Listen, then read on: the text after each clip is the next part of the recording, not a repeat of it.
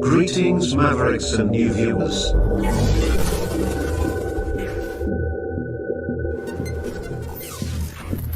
Tonight, direct and live from the Maverick News Network World Studios. This is Maverick News with Rick Walker.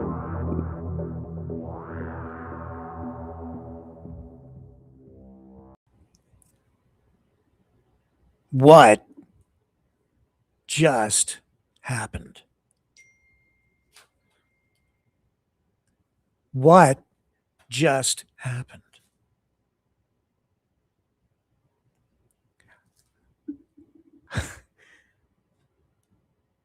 I had to review the material several times. I had to read several articles. I had to watch multiple videos. I had to shake my head, slap myself. And I was still asking myself what I'm asking right now. What just happened? It's complete chaos out in Alberta over this separatist question. This, should Alberta leave? Should Alberta stay? They had a meeting today and they've approved a question. But I had to then again ask, what the hell is this all about? What just happened? What is it? What are they doing? Not that they ever really know what they're doing. They're a bunch of politicians, but what just happened? The people who want to blow up the country, metaphorically, their petition was quashed. So the people who want to keep the country together, their petition went forward for review and wasn't challenged in the courts. And so now it has been approved to trigger a referendum, essentially doing exactly the same thing that would have happened if the other petition had been approved, even though the people with the petition that want to keep the country together didn't want a referendum, so they say, but it's going to happen anyway because the government wants to protect people's rights and honor democracy.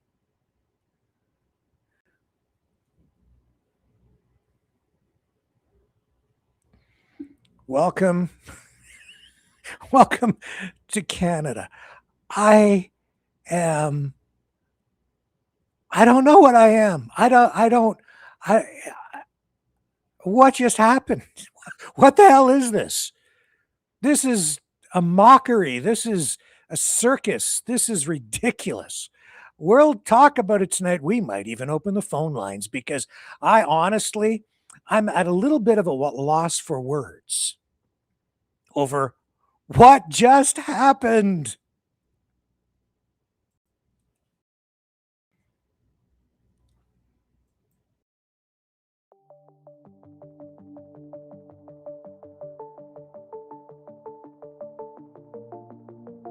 Greetings, brave Mavericks. Our quest for truth continues. We go beyond fake news. Together we expose propaganda. Together we pull others out of rabbit holes. We are maverick thinkers.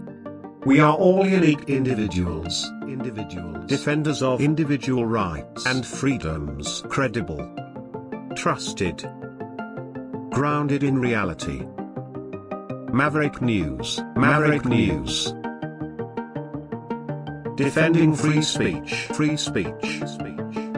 Donate at freedomreporters.com. Do it now. Tomorrow may be too late. Maverick News. The world is watching.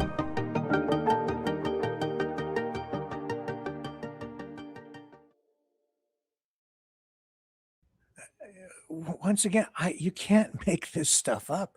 It's actually happening. Let's just think back to just yesterday and what happened yesterday. They had this committee meeting to discuss the Forever Canadian petition, the one that was still alive, the one that asks the question, basically, do you want Canada to stay together? Do you want Alberta to stay within Canada? Uh, I'm not using the exact language. I'm going to show you some exact language that's part of the problem here, at the core of the problem, really. But that was what was happening in the committee meeting. And then, before any vote or anything had happened, before there was any resolution, anything, the discussion's still going on.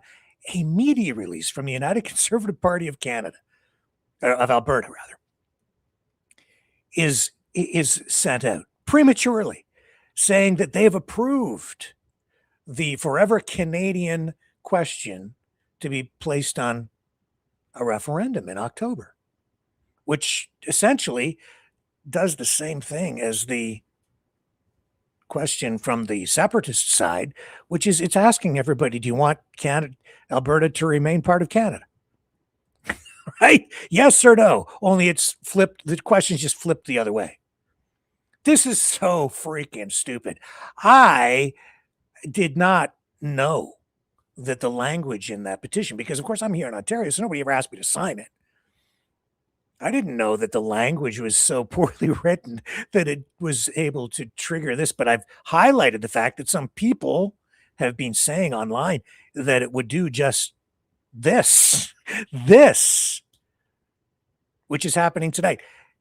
Some people are up in arms about it, especially a lot of the people, a large number of the 400,000 plus Albertans who signed the Forever Canadian petition, because their intent was clearly to prevent a referendum on the question of separation.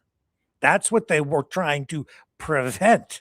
But they signed this petition, and they're getting the opposite result, which is what they were opposed to, because the committee so yeah, the news release that went out yesterday, they clawed it back. They didn't end up releasing it because there was no resolution on this yesterday. So another meeting held today. The discussion continued. And then, yes, they did. They proceeded and they've approved. They've approved the Forever Canadian petition question. Again, you can't make it up. So the people who are trying to prevent it are going to get exactly what they didn't want, because the premier is saying that they need to be, well, because the UCP committee, not the premier directly. But I think this is from today. I haven't heard this clip. I've been busy queuing things up. She may address it here. She's going to have an address live. Well, actually, it's a recorded address, live to tape, at 8:45 p.m. our time, Eastern. And we will do our best to bring that to you live right here. Although I have to tell you this. Well, I'll get into the money thing in a moment. Let's go to Danielle Smith, to this clip where I think she was speaking in Calgary today and was asked a question in one way or another about all of this. So let's cue her up and let the premier speak. Go, Danielle. There was a deep and irrational hostility that we experienced from our federal government. But Alberta refused to back down, and today the picture has shifted dramatically. Yeah, there no was kidding. a deep and irrational hostility that we experienced from our federal government. Yeah. But Alberta refused to back down. The picture has shifted dramatically. Yeah, I guess it has, hasn't it? Because we're going to go have a referendum, apparently. And that is what she is supposed to address tonight in this address to the people of Alberta. And it's going to be seen across Kanakistan tonight. My God. So here I have the whole session from today, this committee meeting, queued up, but I'm going to play some highlights here as we go along.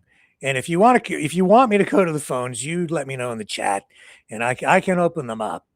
Otherwise, I'm going to keep on rambling here. This is if it wasn't so serious, it would be funny, but it is definitely comical. Definitely comical. Okay, let's NDP, which is the official opposition in Alberta. They're fit to be tied.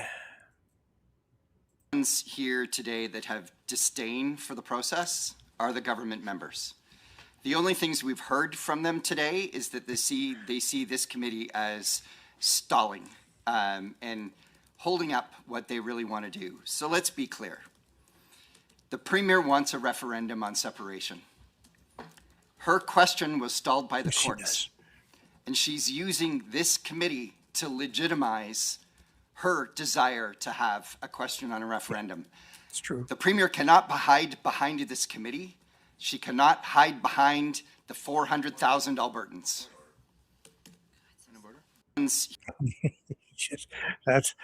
But she will. She is. That's exactly what she's doing.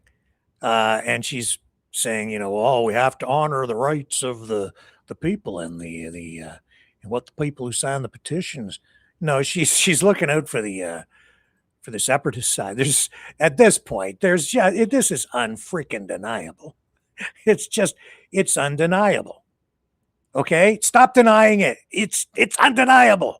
You can't deny it anymore. She's a separatist, or at least she's controlled by the separatists. In fact, here, just as part of what happened yesterday, the separatists who do basically control her, they were threatening to oust her. That's what the thumbnail on tonight's broadcast is all about. A revolt within the United Conservative Party of Alberta, because the separatists who basically have taken control of the party, people like Jeffrey Rath and David Parker and all the others from the Alberta Prosperity Project, who are within the UCP now, and they've kind of taken it over, and they installed Danielle Smith as their leader and now premier.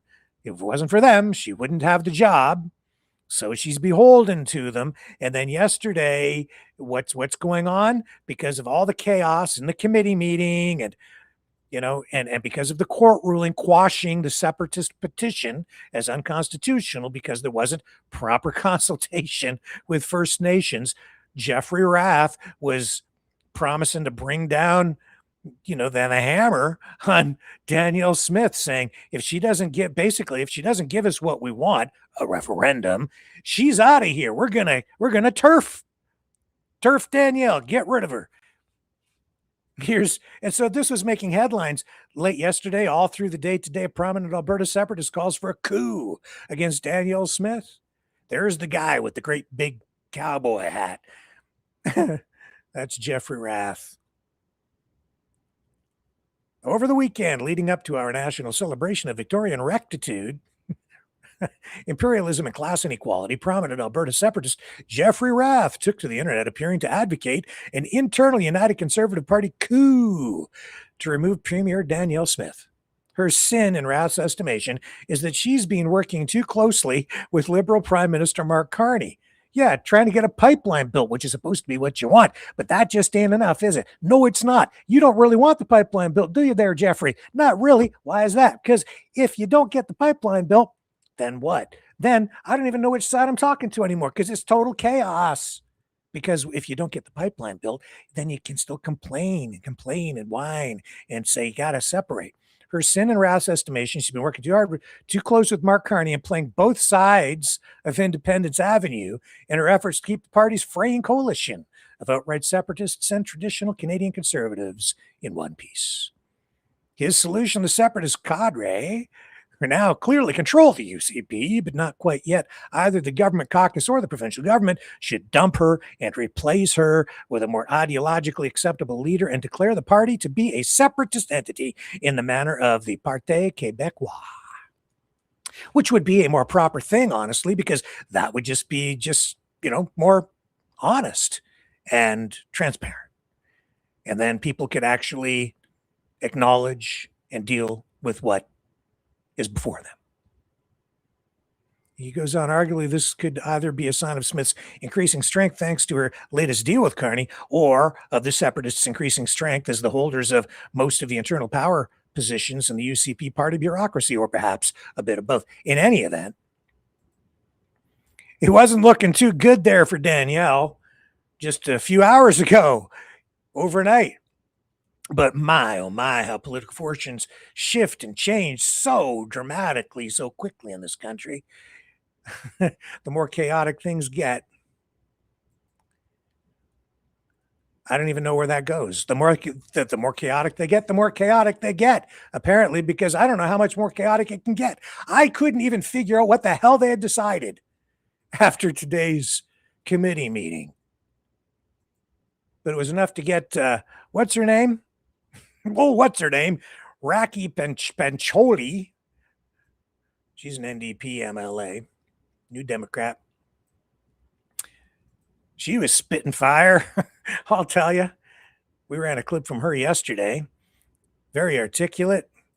And yeah, man, I think she's got a point. This, for me, isn't a left-right NDP conservative issue. This is a, what the hell is going to happen to Canada issue. And I don't think party politics really should be the primary focus here. But here she is on the NDP side of the house. It is quite clear that this motion that's on the table right now has nothing to do with listening to the 400,000 people who signed the petition. This motion is on the floor right now because the government needs cover.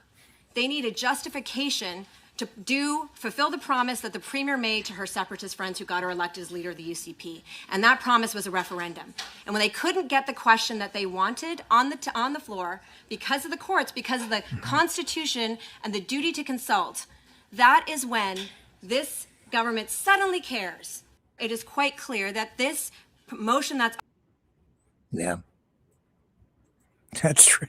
Basically, that's it. It's like they're using every trick they can come up with, every excuse. See, they didn't need to do this. They did not need to. They chose to. At the committee, the UCP members, the United Conservative Party members, they outnumber the NDP members who are on the committee. So they have the majority. They can kind of do what they want. And that's the point. They can do what they want at this point. So they voted in favor of putting the other question on the ballot. But then there's all this confusion, see, that's erupted around it because Thomas Lukasik, the former deputy premier, he's been saying, no, that's not what our intent was. We don't want a referendum. We don't want this question on a ballot in October. The whole point of this thing is to give the premier an off-ramp so that they can, avoid going down this path and we can just stop this train wreck before it runs off the tracks. That ain't what happened.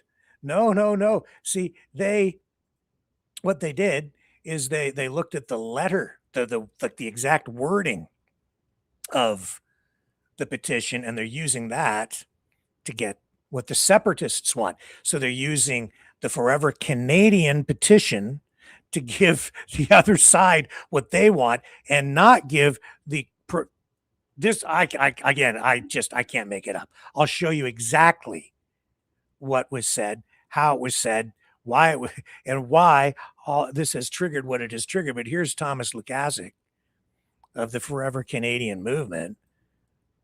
This is not from today. I believe this is from yesterday. And he is here explaining what he says the true intent of the petition was and always has been. And it's not to trigger a referendum. We had members of the UCP party and the NDP party and the former Reform Party and Liberal Party all working together to keep this province within Canada and to counter any potential threat that at that time was an existential threat that the separatist question would go forward. This was a very coalescing moment, very community building moment.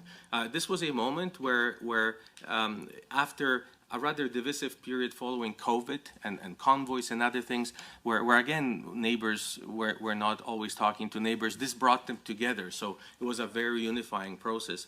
And the only goal of Forever Canadian and the petition gathering process was to avert the danger of having a binding referendum that will spark a process that could possibly lead to Alberta separation, but also to sideline the economic damage that this already is causing to our province. You know, Ms. Nancy Southern, the CEO of ATCO will tell you that. All major chambers of commerce will tell you that. So it was to minimize any negative impact on Alberta economy as well. I'm laughing, but I'm crying. It's flipping ridiculous. See, here's the problem. Here's the wording.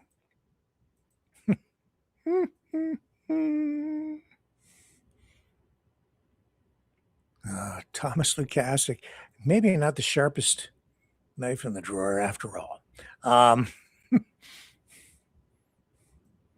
See, here's the wording in the petition that is the problem. This is the exact wording. Maybe not the true intent, but this is what it says. Therefore, we, as represented by the signatory and applicant below, propose a referendum on the following question. Do you agree that Alberta should remain in Canada? And it's right there. It says, propose a referendum. So they're proposing a referendum. I guess they must have written it that way initially, thinking that their petition would trigger their question to be on the ballot alongside the other question. I don't know what they were thinking, but this clearly is not well thought out. Because now you're getting, this does the same basic thing as the Separatist petition does. Now, this raises other interesting questions, though, doesn't it? I think so. If the other side needed to consult with First Nations before proceeding, does this side have to proceed with consultation before this question is placed on the ballot? Does the government need to consult now with First Nations? Should they have consulted on that question? But you see, this question is about keeping things status quo. So if you keep things status quo, that means there is no impact on First Nations. Of course, if people vote the other way against it, that doesn't necessarily mean that it triggers a constitutional crisis or automatic separation, not by a long shot. It certainly doesn't take it as far as the other question answered in favor of separation would have taken it. But now it muddies the waters even more. Why does the one side have to consult but not the other side with a question like that, asking basically for the same thing, for a referendum? I would say that, yeah, there needs to be consultation with First Nations because it's basically the same thing. And so First Nations now may come back and sue again. We may have another legal challenge, and I would expect that the result would end up being the same. So both petitions would end up being quashed, but I'm not sure that can even happen at this point because regardless of the court decision, it's my understanding the government, the Premier, has the power to use, I think, the notwithstanding clause, if I'm not mistaken, to force the referendum anyway, which clearly is what's going on here. And I think it is disingenuous of the government to sit there tonight, for the Premier to sit there and claim, or the UCP members who made this happen, to sit there and claim that they're doing it to protect democracy, to protect people's rights, to protect the will of the Albertans who signed the petition, because clearly this is not what they wanted. In fact, I'll put it to you that if the people signing this petition had read it carefully enough. If it had been explained to them in this way, I don't think many, if any of them, would have signed the petition at all. And so for the government to push ahead with this, it is actually mocking all of the people, the 400,000 plus Albertans who signed this petition. It's like they're laughing at them. Maybe justifiably so. Don't you read a contract before you sign it? Don't you make sure you understand it? You should always read a petition thoroughly before you sign it. You should read everything thoroughly before you sign it. 400,000 plus people just proved that most people don't really look at and read documents, contracts before they sign them. Oh, there's a lesson to be learned. We are the Mavericks. Welcome to the Matrix, baby. Hope you like the view.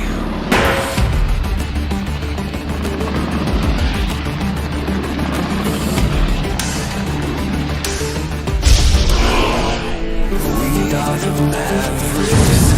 The world is watching.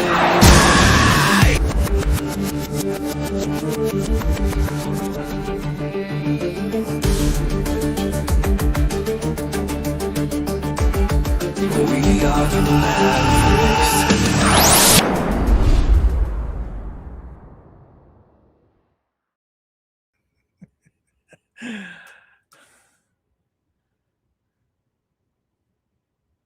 It is, it's sad. This isn't democracy. This doesn't lead to freedom. This is, again, as I said the other night, this is tyranny of the minority. That's exactly what this is. This is, and when I say tyranny of the minority, I mean you have a core group of people in Alberta who, through this system and through this political and legal maneuvering, have managed to assert their will, their wishes onto a system, not really through democratic means at all.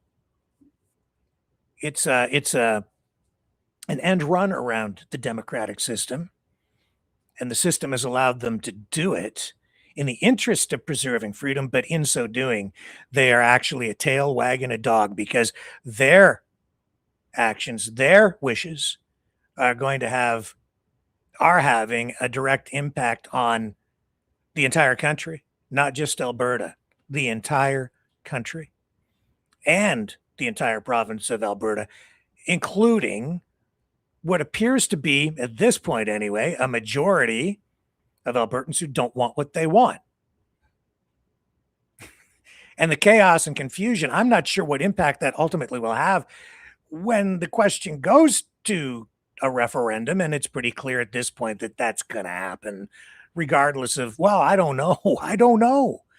Maybe there will be another court challenge. It's very, very hard to say where it's going to go. I would just say that there seems to be a very strong political will in play here to make this referendum happen, come hell or high water. I don't know if it's because Danielle Smith is trying to save her political bacon, or if it's because she really wants the country to separate, or maybe she just wants to put it all to rest. I don't know. I don't know, man. Just, I think it's ridiculous. I think it is. I think it makes a mockery of democracy. Again, because it's a choice, right? The government knows that the people who signed that petition, these conservative MLAs, they know that the people who signed that Forever Canadian petition don't want a referendum. They want the opposite. That they're backing and supporting the Separatists. They're turning that petition against the people who signed it, the Forever Canadian Unity side. They're turning it against them, using it against them in exactly the opposite way than they intended. That's gross. And I think that they are laughing about it. And that's disgusting.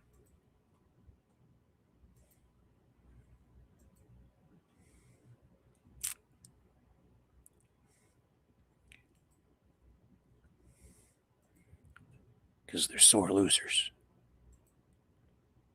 And they won't give up, no matter what.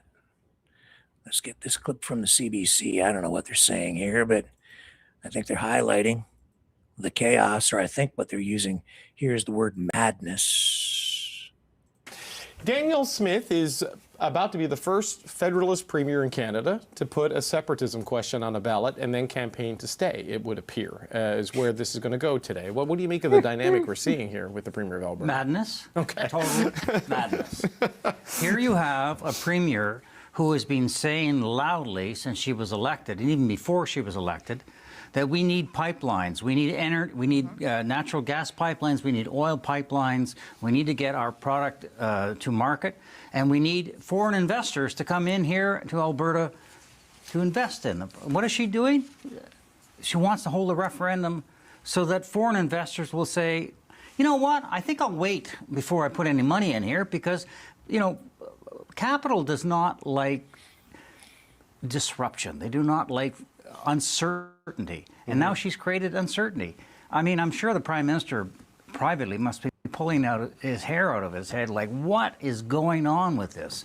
You know, look, I have great faith in Albertans. They're patriotic people. They're not going to vote to separate from Canada. There's a group of about 20% who are MAGA separatists, I guess, independentists, and they're the ones that she's playing footsie with, which is crazy. I mean, she should be telling these people, go and form your own separatist party, run an election. If you get elected, you can put a referendum. But why is she aiding and abetting this?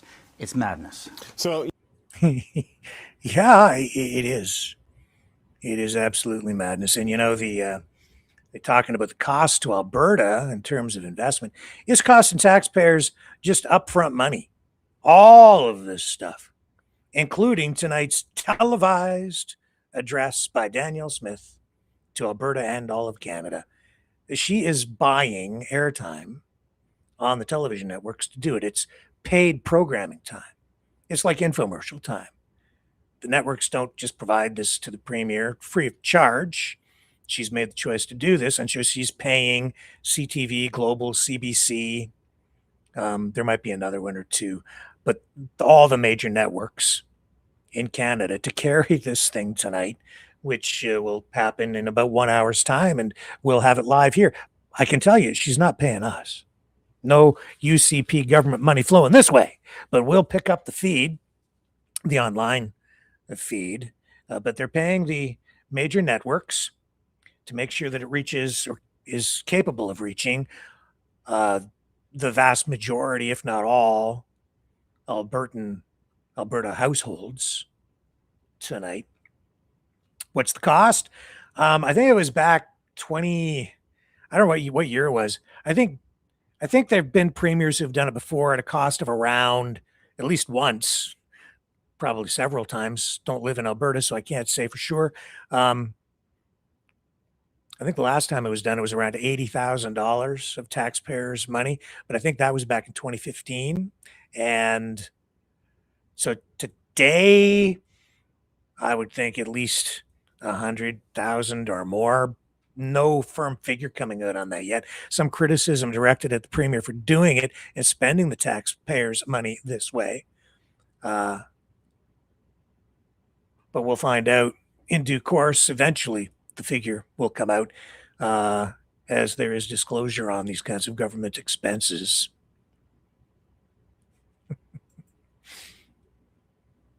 Isn't it weird? It's Weirdsville. Never seen anything quite like this. What a circus, man. Okay, here's Jen Gerson over on CBC. Again, another CBC clip. Oh, I don't trust those guys. The state broadcaster, it's all government money. Yeah, it's government money going to bring you Danielle Smith tonight, too, on this network and others. Here we go. We're expecting to hear, well, we will hear from Danielle Smith. She's expecting to address, we think, the referendum question. Is that what you think? What are you watching for in her remarks? Well, look, I'm going to start with a caveat in that this is Alberta. Literally anything can happen in the next 7 hours. Almost nothing would surprise me. But the rumor is that at present that the plan here is to put some form of a succession question on the ballot in October, and that's what she's planning to announce. Whether or not she actually announces that by 7 o'clock this time, I don't know. But that's the current rumor. If that's the case, then effectively what's happening is that we are sleepwalking into a very serious, catastrophic, self-inflicted, and idiotic political crisis of our own making. No kidding. I mean, hold back there, Jen. No, I know, and we're expecting to hear. Oh, there she is. Referendum question. Is that what you... As my understanding is, it's still an hour away. Let me take a little break here, though, and we'll come back. I just want to make sure we're not missing it. The time I had was 8:45 Eastern, which is 1 hour from now. But just in case the time was incorrect that was given to me, I'm going to check now to make sure, just make sure that we don't miss the big show.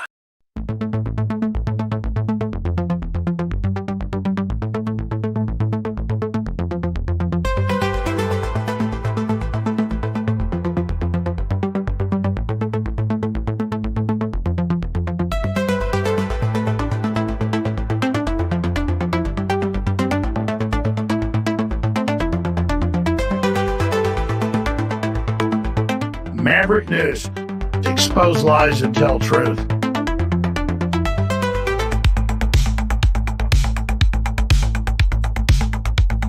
The world is watching.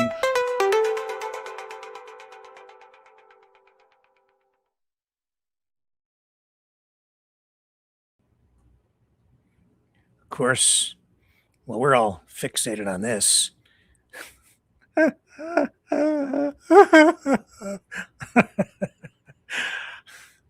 Well, we're all looking this way. I'm looking for it. We're not thinking about this.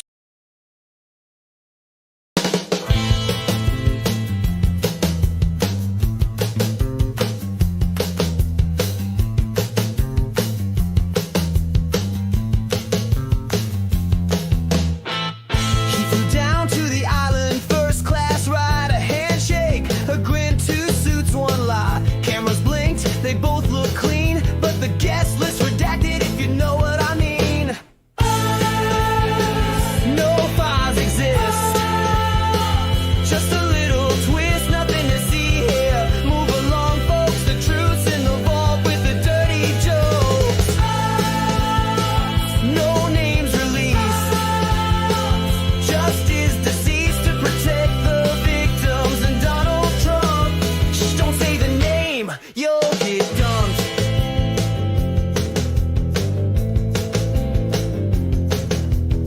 They dance with the girls too young to vote. A private jet and a suicide note.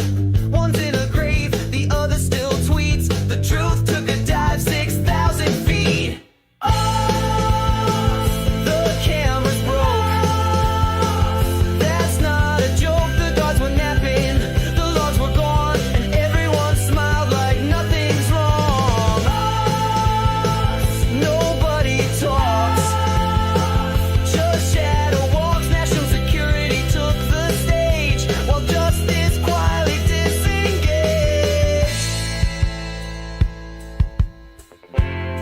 We can't release the names to protect the victims. And also Donald Trump. Coincidence? Just dumb luck.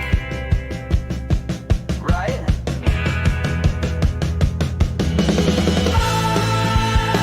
Another sealed file. That crocodile smile. We did our best, says the DOJ.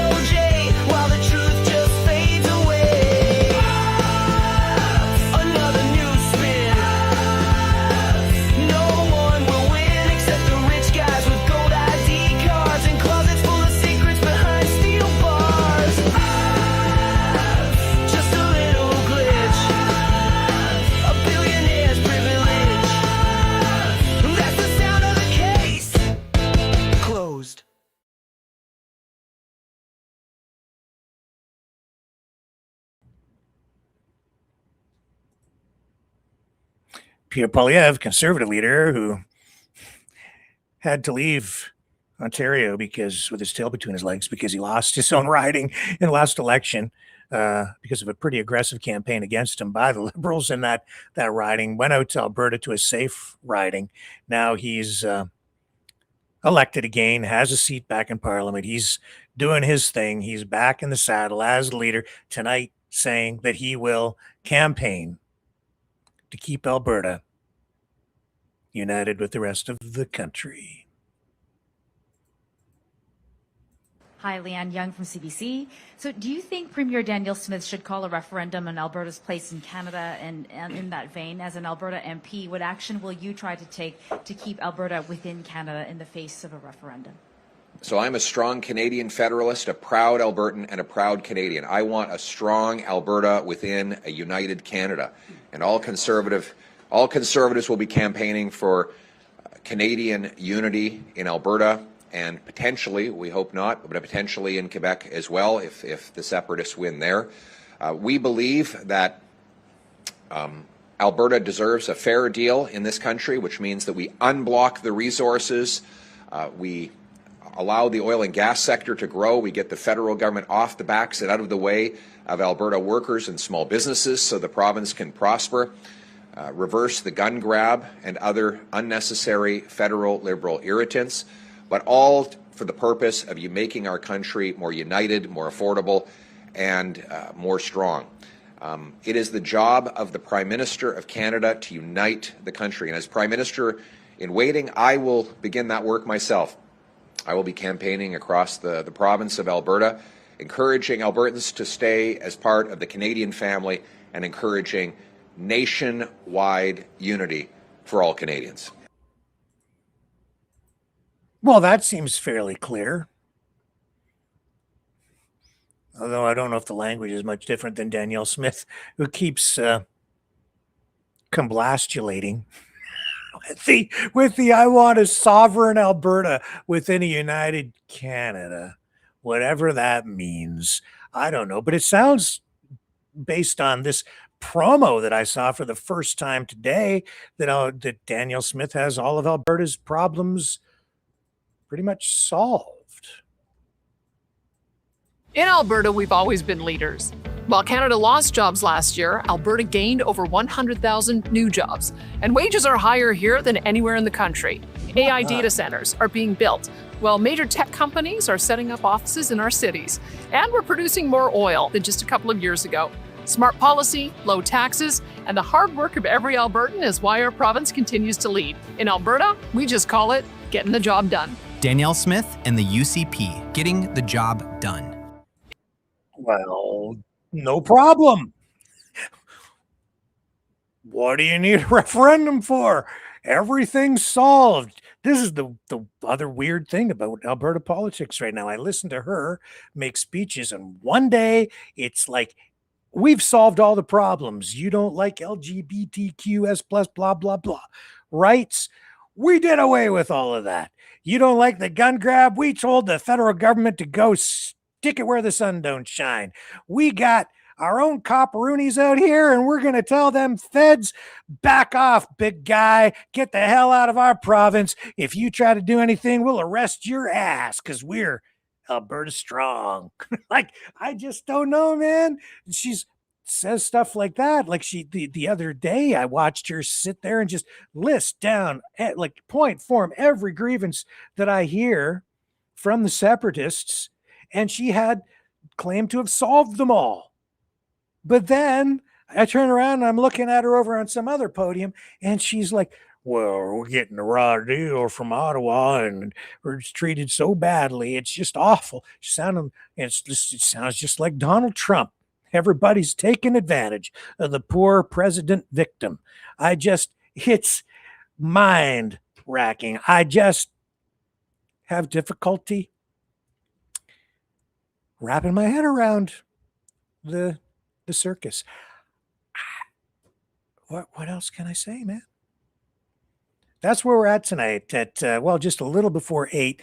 And yeah, I do have, I think the feed lined up here. It hasn't started yet. Won't start for about another half hour or so. So We've got it dialed in. We'll be ready to go live with it. Now, here in Canada, of course, we have our own way of doing things. And one of the things that is a thing of difference, especially compared to what goes on down in the States, is the way we do our broadcasting in the face of an ongoing, never-ending, relentless onslaught of American propaganda, I mean media, through the television airwaves and online. And tonight we're seeing that the CRTC, the Canadian Radio Telecommunications Commission, says streamers must pay 3 times as much for Canadian content. So what's that mean? It means that streaming services like Netflix and Disney Plus have been charged a 5% fee on their revenue. And now they're going to have to pay 3 times as much, or 15%, basically a tax on them, to broadcast here into Canada, across Canada, on cable systems essentially, and via satellite. The goal here is to modernize the Broadcasting Act and build a $2 billion fund so that they can then take that money to support Canadian and Indigenous content production. It's something that has commonly been done in the country. It's good and it's bad. It's good because it does create a fund that can be used to create content, especially in hard to serve or underserved areas of the country where stories might otherwise not be told. It does help to unify the country and give people a sense of Canadian identity. It helps us share and develop some sort of a shared Canadian cultural unity, I guess, commonality, reference point, whatever it is in Canada. It's certainly distinct. It is not American, and I think that's something that's often said too. It just kind of slipped out, but that's the way a lot of Canadians describe Canadian culture is, well, we're not American. True, we are not. The bad side is that it's regulatory, it's somewhat punitive, it's coercive, it also gives the government a lot of control over what kind of content is produced. And I can speak to that directly because I have lived it as an independent broadcaster myself over the years. And these funds are made available basically to content producers who produce the kind of content that the government wants produced. And a lot of that would be like Indigenous focused content, and I would say progressive content for sure. If you make stuff on the other side, it's much more difficult if you're on the other side of the political aisle to get your stuff produced. Although if you got a conservative government elected again, and eventually that will happen, even that is open to change. The problem with the conservatives, though, on that front, maybe it's not a problem, but they tend to come in and just cut the funding. Say, we don't want that anymore, just get rid of it. And then they blow it up and there's nothing left, no money for anybody. And then everybody's unemployed in the area of broadcasting and video content production and film, in the areas where it's really difficult to cultivate an audience because of small populations, local stories, even local news coverage. Anyway, I'm well versed in that area. I know what it's all about, but that's the reality here. That's also why I went to the States eventually and started to syndicate over there, because it was just a lot easier. There were fewer regulatory hurdles, but that's another story for another day. Let me take another short break while I continue to get things kind of queued up, keyed up, ramped up, hyped up for Danielle Smith's big blockbuster announcement coming up in about half an hour, 45 minutes.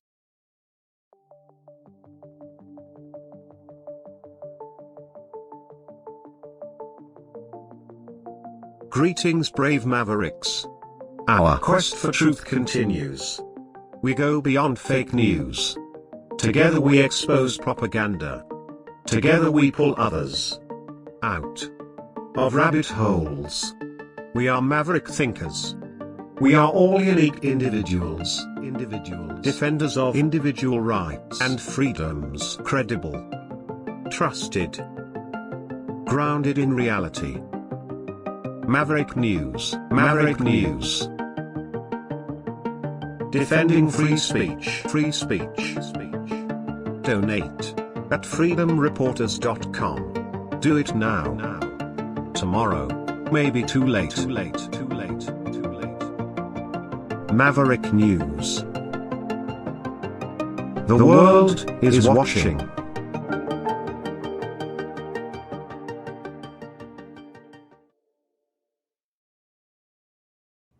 I guess we have a little bit of time here, so I can start digging into some of the other news stories from today. One thing that I took note of, just because of my interest in automotive journalism and the auto industry in general, which we should all be focused on, especially here in Ontario, because so much relies on the auto industry. It's such a big part of the economy here. The Stellantis today issuing this news release about a $60 billion strategic plan to accelerate growth and profit. So they sent it to me because I'm on the media list. And I'll share it with you here now. And so this, it doesn't mention really the Canadian operation specifically, but of course Stellantis is the company that basically owns Chrysler, Jeep, Ram, this coming out of Amsterdam, because like I keep telling people, the auto industry today is, it's global in scope. All of these companies are multinational corporations, which means they have, interests, assets, factories, operations all over the world. So Stellantis issuing this from their head office, Amsterdam. Stellantis today unveils Fastlane 2030, its $60 billion 5-year strategic plan to accelerate growth and profit. At the morning session of Investor Day at the company's North America headquarters in Auburn Hills, Michigan, Stellantis leadership sets out the 6 core pillars of its strategy moving forward. These build on the company's priority to put the customer at the center and on the discipline to allocate capital where regions and brands can generate best returns. The pillars of Fastlane 2030 are sharper management of unparalleled brand portfolio. That means they're going to sharpen their pencils and see where they can cut costs. Investment in global platforms, powertrains, and technology. They know the industry is changing. They know the technology is changing. They're going to invest in the development of new engines or electric hybrid motors and other related technology because they need to in order to remain competitive moving into the future. Partnerships complementing Stellantis's core strengths. So probably internal company cross-brand partnerships, I expect, and possibly even cross-brand or outside brands coming in to collaborate. We've seen that many times in the past, like General Motors, Suzuki, Mitsubishi, Chrysler, companies that, would normally be competing, but sometimes collaborating with things, Toyota and BMW with their sports car initiative. Manufacturing footprint optimization. Make the most of the space that they have. Excellence in execution. That means they just got to be like, excellent. Empowerment of regions and local teams. A little bit of decentralization of decision making, I guess. So they're focusing really on, their strongest brands, right? Essentially pumping money into the ones that sell the best. Things like Jeep, Ram, because trucks in North America, that's what sells. It's not cars. It's the Ford F-150, the Chevy Silverado, the big gas guzzling pickup trucks. That's what sells in North America. And that's where the profit is for the automakers on the American side. Cars, not so much. Peugeot and Fiat, the other two brands that Stellantis makes money with. Those are sort of European-centric, right? But those brands also sold in North America. And it's interesting when I'm reading this They just refer to the North American market. They don't specifically single out Canada. And of course, they've got the Brampton facility for the manufacturing things there, and that's kind of been paused, right? So that's all in limbo because of Donald Trump's tariffs and everything going on with that. The company's 5 regional brands, Chrysler, which I think they only have like one model left that they even produce, Dodge, which again is basically trucks at this point, but they've also got the Charger, Challenger, Citroen, Opel, Alfa Romeo. Each are very strong in their respective markets and will benefit from these same global assets and increase brand distinctiveness to delight their customers. Just highlight this because Canada has so much riding on the industry and on that Brampton plant. And they're talking about bringing, what was it? Well, it's a Chinese brand, right, into that factory as part of the 49,000 vehicles allocated for importation into Canada under the Carney-Xi Jinping trade deal. And the vehicles coming in would undergo not full assembly, but partial reassembly on the Canadian side in that factory. So that would create at least a few jobs, some jobs. But that just shows again that Chinese brand is owned by Stellantis, and they're looking at putting a Chinese vehicle in there, but it's still the same parent company. It's just that, well, the Chinese brand that they are partial owner of, they don't actually own the majority share in it. I think it's 40% or something like that. It's not a majority share. So it's still technically, I guess, in the minds of some people, Chinese, but it's still Stellantis, the company that owns Chrysler, but it gets a little bit complicated. It's very chaotic. It might as well be out in Alberta for that matter. Partnerships complementing Stellantis' core strengths and blah, blah, blah. You got the picture, right? They're reorienting, trimming back, trying to focus on where they need to put the money and get the biggest bang for their buck.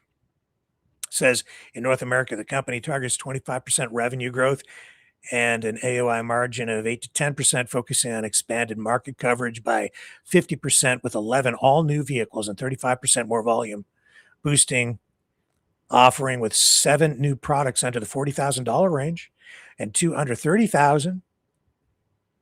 That's competitive, improving cost competitiveness through the value creation program. Of course, those would be U.S. prices. Going to pay just a wee bit more up here in Canuckstan because our dollar ain't worth spit. Never has been, never will be. Well, it's sort of worth something. Like 80 cents on the dollar. I don't know what. Well, let me check that. I don't even know what the Canadian dollar trades for right now. What is the exchange rate? Canadian dollar to USD, 73 cents. 73 cents today. I ain't making it up. There it is. Canada always, though. Well, not always, but 99% of the time, we adjust our interest rates and position ourselves to have a dollar that is less valued than the US dollar. It's done for reasons of trade. It makes our exports more affordable. It's sort of like a self-imposed tariff that we pay in order to make our resources and the products we produce more attractive to U.S. customers, either consumers or businesses bringing product into the U.S. to add value to the production chain. It's what we do. We manipulate the currency in order to make the stuff we produce more affordable and attractive to other countries, especially the United States. All that's a changing, though, whether we like it or not. And I know some people are like, oh, it's all Carney's fault. No, it's Donald Trump's fault. Well, or at least it's because of him. Maybe some people like it. I think over on the U.S. side, that's the case. I saw a story here, too. In fact, maybe I can find it. That bridge, the Gordie Howe Bridge. The Windsor mayor, Drew Dilkins, is saying keep the bridge closed if can't get a good trade deal. He's saying you can't get a good deal, just leave the damn thing closed, because Trump is saying it ain't going to open until we get a better deal. It was all set to open. They had the whole thing done. Canada paid for the bridge. And then Trump comes along doing the bidding of a big Republican Party donor, the Maroon family, which owns Ambassador Bridge, competing bridge, and changes his tune suddenly, along with Howard Lutnick. And he says, now it's a crappy deal. It was a good deal before. Now it's a super duper crappy deal. Keep it closed. Windsor Mayor doesn't want Canada to accept bad trade deal just to open the Gordie Howe Bridge. Let's listen in on the CTV Windsor broadcast with Stephanie Mazzotti. Come on, open up. Trade deal. The project is being pulled into a much larger cross-border negotiation between Canada and the United States. Here we go. Tonight, Windsor's mayor says he doesn't want the Gordie Howe International Bridge rushed into opening if it means Canada ends up with a weaker trade deal. He warns the project is being pulled into a much larger cross-border negotiation between Canada and the United States. CTV's Michelle Molesky explains. As light testing continues on the Gordie Howe International Bridge, Windsor's mayor is worried decision makers will sacrifice the long game for the short-term opening of the city's second bridge. We've fulfilled our end of the bargain, and now to weaponize this and to hold this bridge hostage is just a crying shame. But the bridge opening has been tied to trade renegotiations with the Americans by a Canadian minister and the president himself. if it means our country has to take a bad deal to satisfy the President of the United States, I would wait until there's a time when there's a good deal, because we do have lots of leverage in this country. Dilkins hinted the city has survived with 2 crossings for a long time, and we can wait a little bit longer to make sure the new CUSMA deal helps Windsor in the long run. There are a lot of bigger issues than whether we can drive a truck across that bridge. It's whether the stuff that's on that truck is going to get tariffed. Flavio Volpe tells CTV News it's not just Canadians lobbying for a solid deal for auto. 2 weeks ago, every single auto association in the U.S., whether that's for cars, parts, or dealers, wrote to the White House and said, we need the USMCA. Meantime, former Michigan Governor Rick Snyder says in addition to trade talks, Trump can delay the bridge opening in 2 other ways. One is there is a presidential permit, and I don't know how revocable or not that may be. The other one is the staffing of the Customs Plaza. The Customs Plaza is built. It's an incredible facility, just as the Canadian one, but if there's no one working there, that would be a problem. CBP officials did not respond to a request for information, while CBSA officials moved into the point of entry last fall. The new timeline for the bridge's opening is spring 2026, which ends in 33 days. Michelle Molesky, CTV News.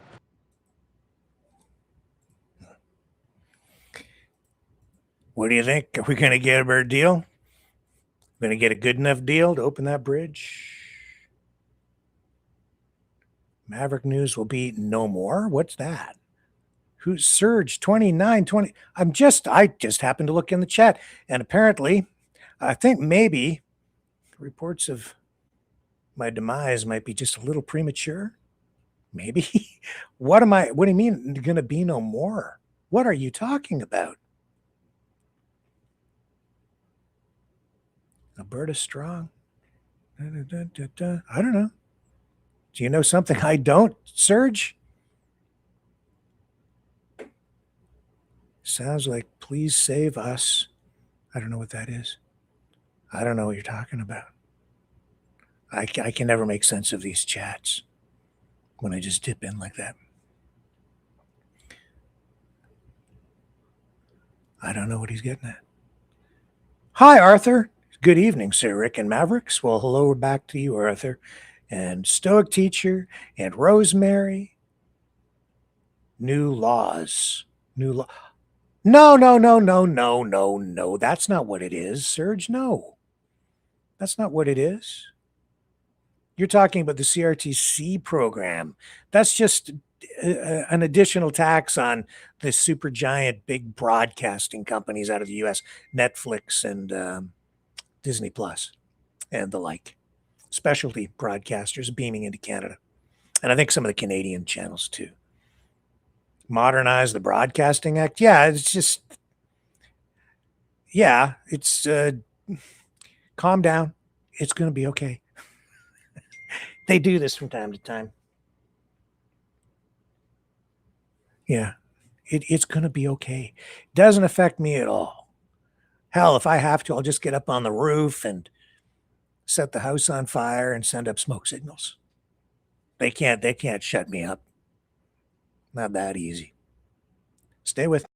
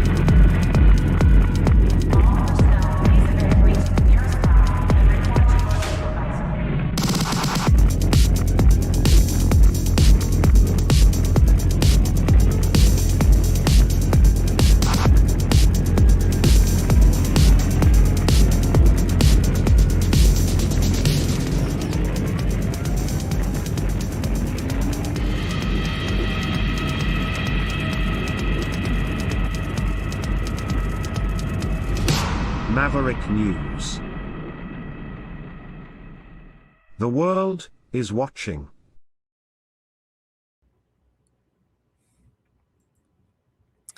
I'm just scrolling through social media and I'm trying to make sense of the nonsensical, looking at what people are posting about all this madness out in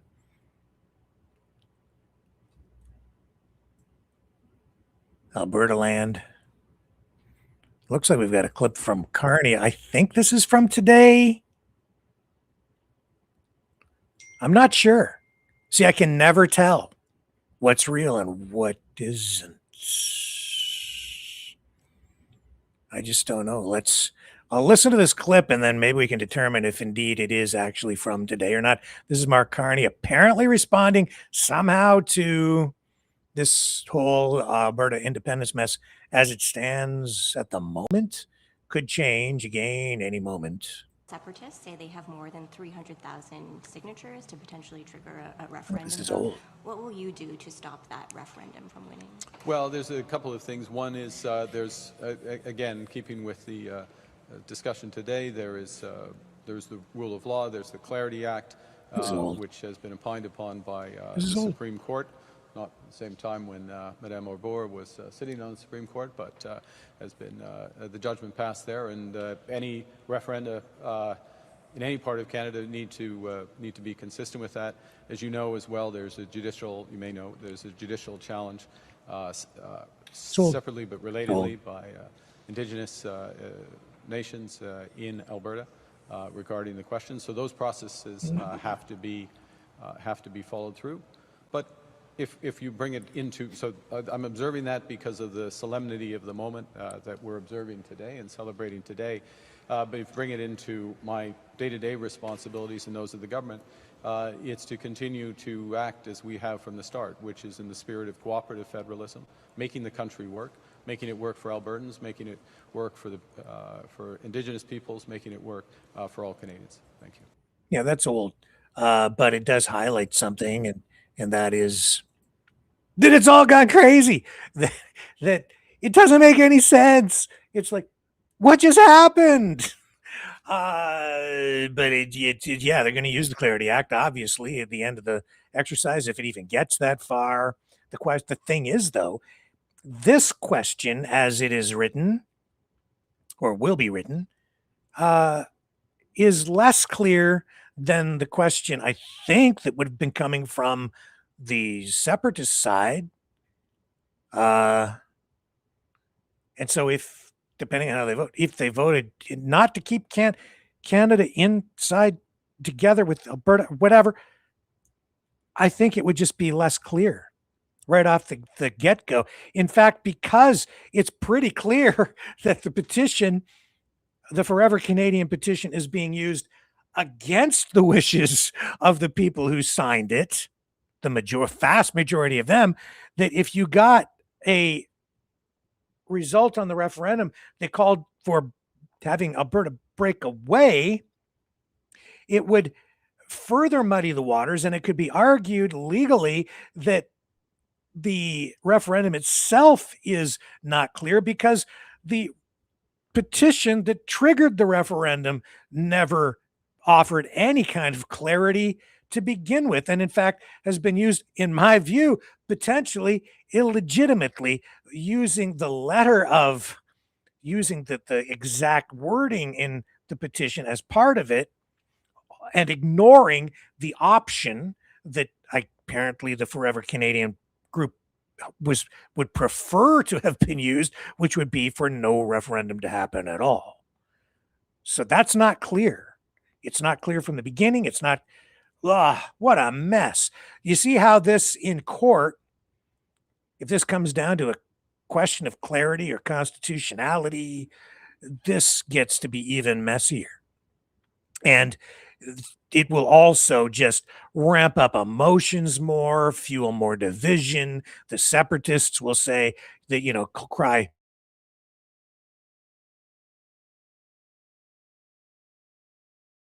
It's just unbelievable. I don't think that Danielle Smith honestly has handled this responsibly, hasn't handled it well. And I think what they've done with this petition is, I don't know what the word is. Give me a word. Somebody give me a word.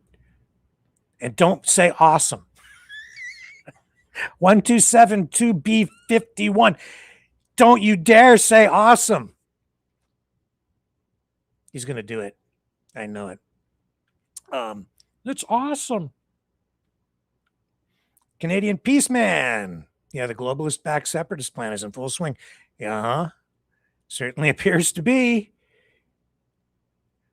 Sharon, is Danielle Smith a Canadian or a paid separatist? At this point, I'd say she is absolutely beholden to the separatists, and she is being completely disingenuous. She's not being honest. She's helping them. She's been changing the rules every step of the way. Every step of the way. This is gross. It is disgusting, in my humble Canuckistanian opinion. Why do you call it Canuckistan? I'm joking around, that's why. Okay, we're getting close to the big shoe. Anybody remember the Ed Sullivan shoe? It's a really big shoe. No, it just shows how old I am. Kyle Busch, the two-time NASCAR champ, has passed away, only 41. Unexpected. When I first saw the headline earlier today, I thought, what happened? Was he in a crash? No, it looks like it's the result of some illness. Here, I'll show you the headline over on NBC. If you're a big NASCAR fan, if you're into redneck racing in the roundy rounds, you'll know who Kyle Busch is.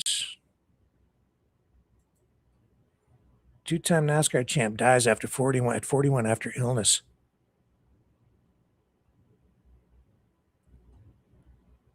Says, quote, "We are saddened and heartbroken to share the news of the passing of Kyle Busch."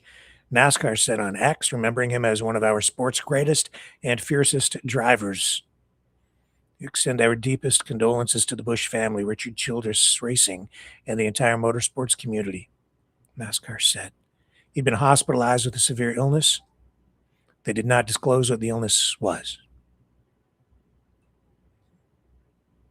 This comes 11 days after Busch radioed into his crew near the end of a Cup Series race at Watkins Glen, New York, asking a doctor to give him a shot after he finished the race. According to the TV broadcast, Busch had been struggling with a sinus cold that was worsened by the intense G-forces and elevation changes of the road course.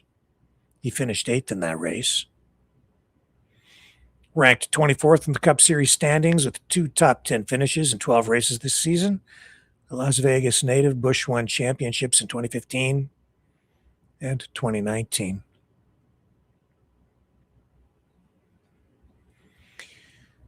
Yeah, only 41 years old, way too soon. So that's a big loss to the racing community and America. What time we got? Coming up on the bottom of the hour, so we're very close now to Danielle Smith's big announcement. All right, let me again do this, and we'll be right back on the other side. The information war is raging. Truth without integrity is worth nothing. Maverick News. Because those who have power and those who seek it must be held accountable. The world is watching. Join our family of truth seekers. Donate today and add your voice to the chorus of Maverick Knights. Donate at maverickdonations.com. Truth. Integrity. It's the Maverick way.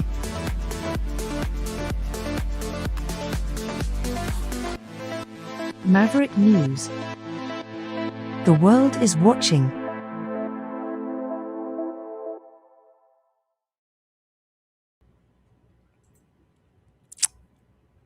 Yeah, the Separatists, I don't know what they're, I don't know. Are they like celebrating?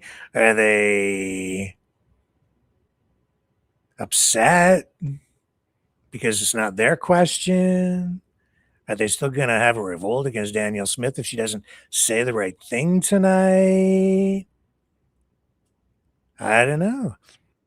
I know this. They're posting again online, Donald Trump talking about making Canada the 51st state. I'm going to play this clip of the Trumpster.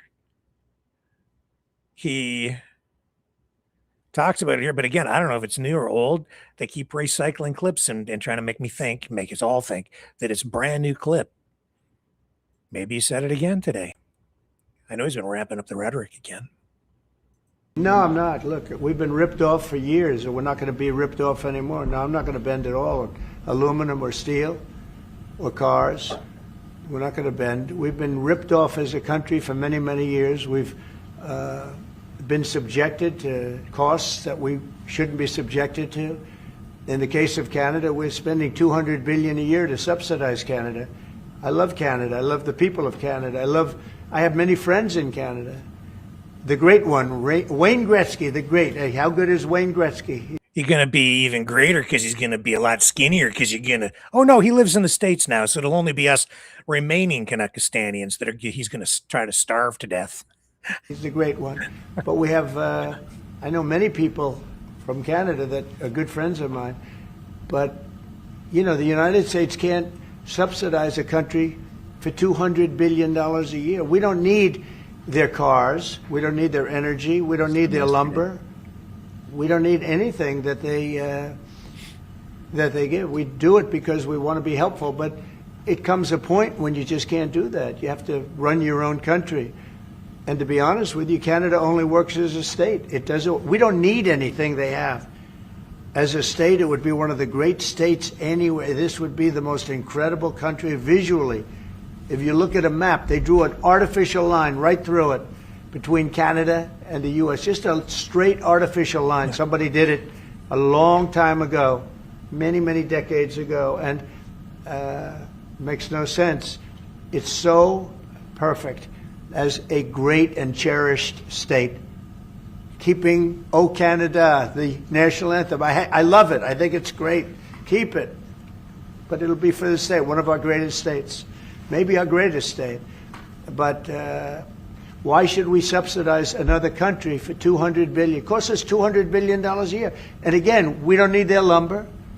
We don't need their energy. We have more than they do. We don't need anything. We don't need their cars. I'd much rather make the cars here. And There's not a thing that we need. Now, there'll be a little disruption, but it won't be very long. But they need us. We really don't need them. And we have to do this. I'm sorry, we have to do this, yes. That was yesterday.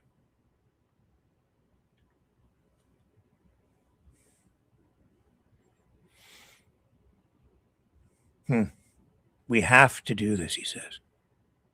That sounds like he's doing it. You hearing what he's saying? It's not just him. It's all the social media influencers on that side. And I'm not going to run the clip because it's just so vile, honestly. I don't know if I run it, I'll probably get kicked off YouTube. Should I run this? Nick Fuentes? Nick Fuentes, after Iran, he says, we should invade Canada. When we go from country to country, kidnap their leaders, and take control of their oil and their regime, he says in this clip, that's kind of awesome. I think, he says, this is not me, okay, this is him, is I think we should do it more. The only problem is that I'm going to run the clip. This guy,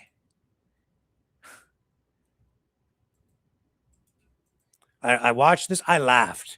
It is so stupid and sick, and yet I'm sure that he means it. Say, I like it. I like that. And I'm tired of pretending that I don't. I don't know. Take it from the top. I have to say, I like it. I like that. And I'm tired of pretending that I don't. I don't know about you guys.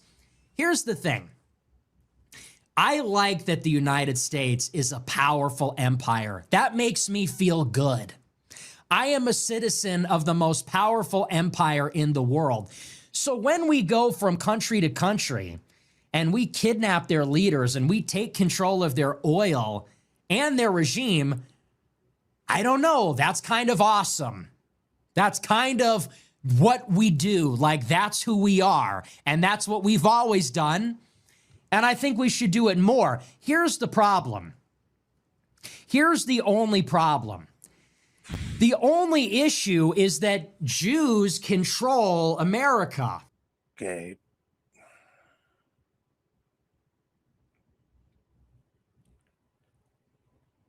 This guy is a sick puppy. So they're making us do things that really are not in our best interest. That's the only problem with this. Imagine if instead of doing regime change in Iran, we were doing it in Canada. What if we invaded Canada and deported all the Indians? Would anyone have a problem? Seriously. People say, I'm a non-interventionist. I don't think we should mess with other countries' national sovereignty. Okay, here's a counterpoint.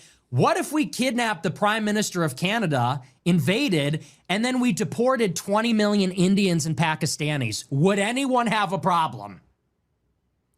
Are you telling me you would be in the streets saying, hands off Canada, let those Indians go, release them back into Toronto? Absolutely not. No, we would be cheering that on, and we would go there. I would sign up myself. And it would be totally asymmetrical. There'd be zero casualties. They would stand no chance. It wouldn't even be a fight. There'd be no risk of dying on our side. So I like that. I wish we would do more of that here. Canada, Greenland, Cuba, Venezuela, Mexico, Bolivia. So we'll talk about it. I think this is a great idea, and I absolutely support it.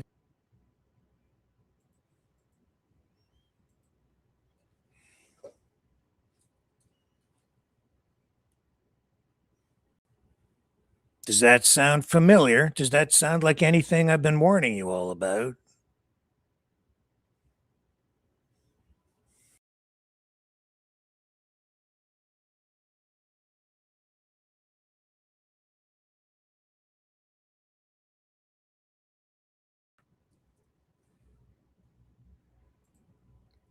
saying this right now? Is it a coincidence? Is it a coincidence that Trump said what he said yesterday? He's serious. All these countries being taken over by the United States.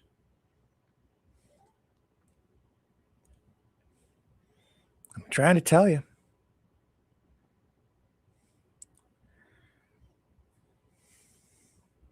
I don't want anything to do with that guy. I don't want to live in a country if people like that are in charge. I don't want to live under that. I don't want anybody to have to live under that. But not all Americans are like that. Not by a long shot. But I'll have to confess, he scares me.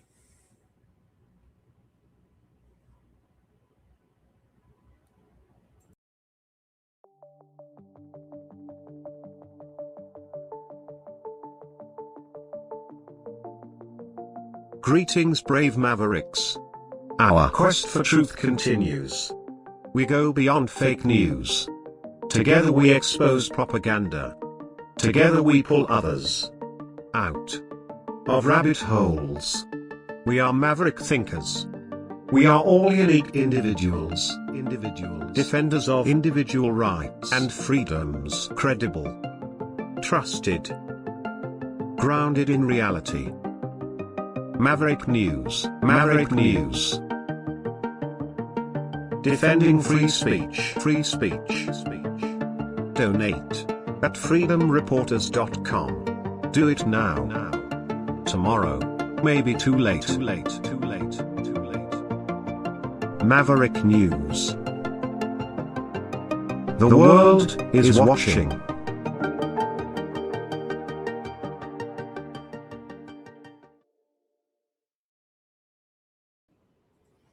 I have the feed. They've gone live with a slate.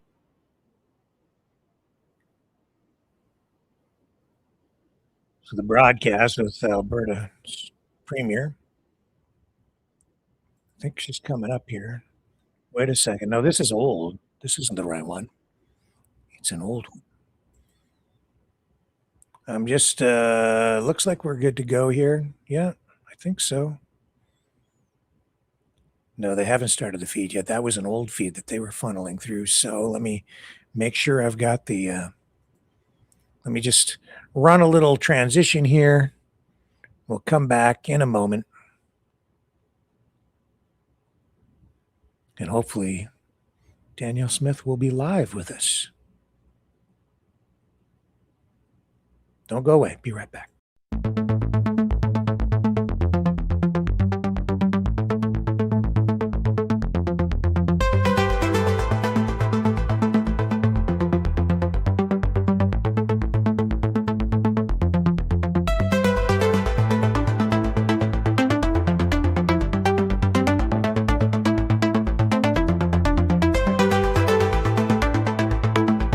Maverick News. Expose lies and tell truth.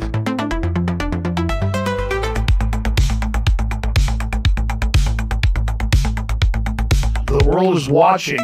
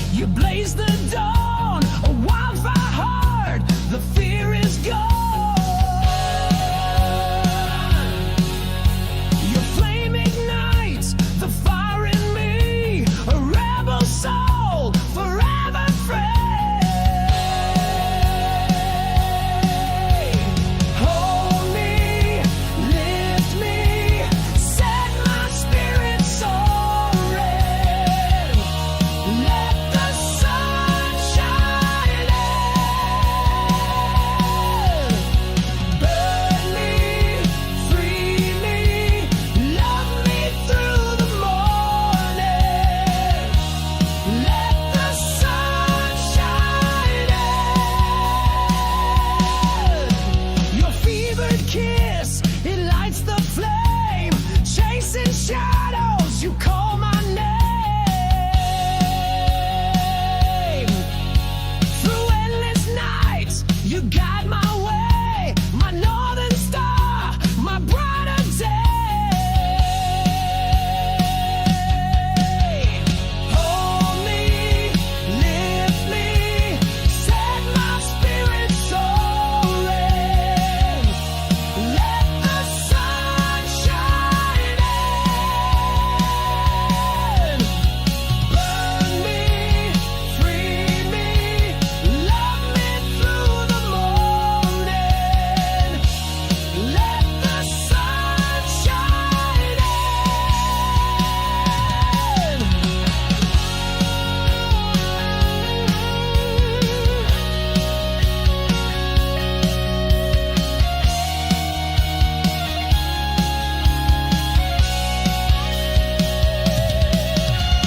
Blaze it down, shake the ground. Sunshine, baby, scream it loud. Raise the fire, feel the power. Sunshine, baby, shine it now. Hold me, lift me, set my spirit soaring. Let the sun shine in. Burn me, free me, love me through the morning. Let the sun shine in. Let the sun shine in. Sunshine, let the sun shine in. Let the sun shine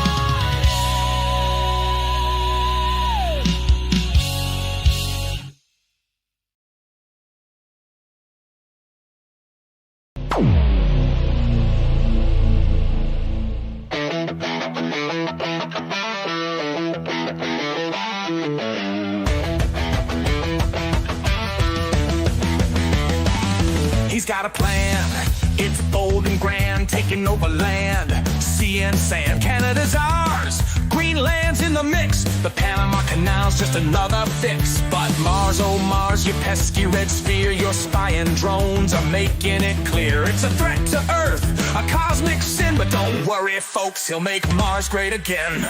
MAGA Mars, you're the 53rd state.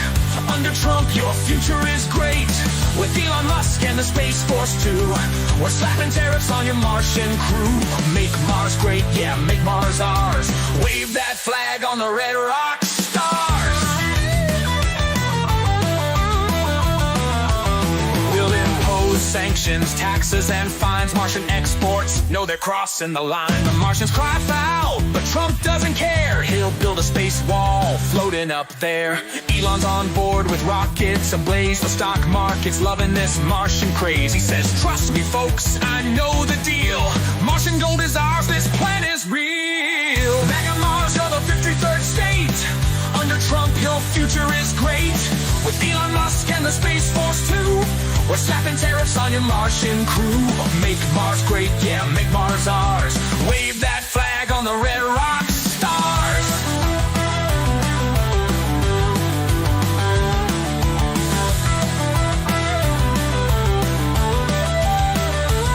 Yeah, Mars hotels with golf resorts, intergalactic trade reports, a MAGA dome where Martians bow. We've got the best Martians, Trump says now. Fake news claims the plan's absurd, but Trump tweets back, it's the final word. Martian drones not on my watch. Space Force ready to kick it up a notch. MAGA Mars, you're the 53rd state. Under Trump, your future is great. With Elon Musk and the Space Force too, we're slapping tariffs on your Martian crew. Make Mars great, yeah, make Mars ours. Wave that flag on the red rock stars.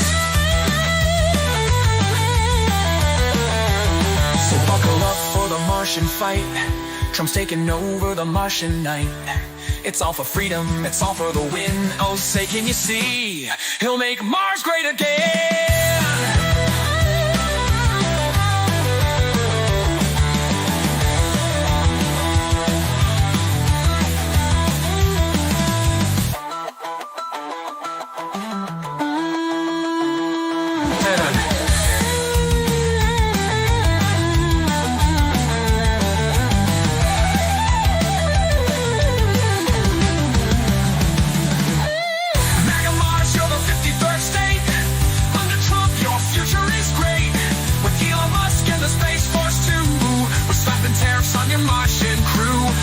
Mars great, yeah, make Mars ours. Wave that flag on the red rock stars.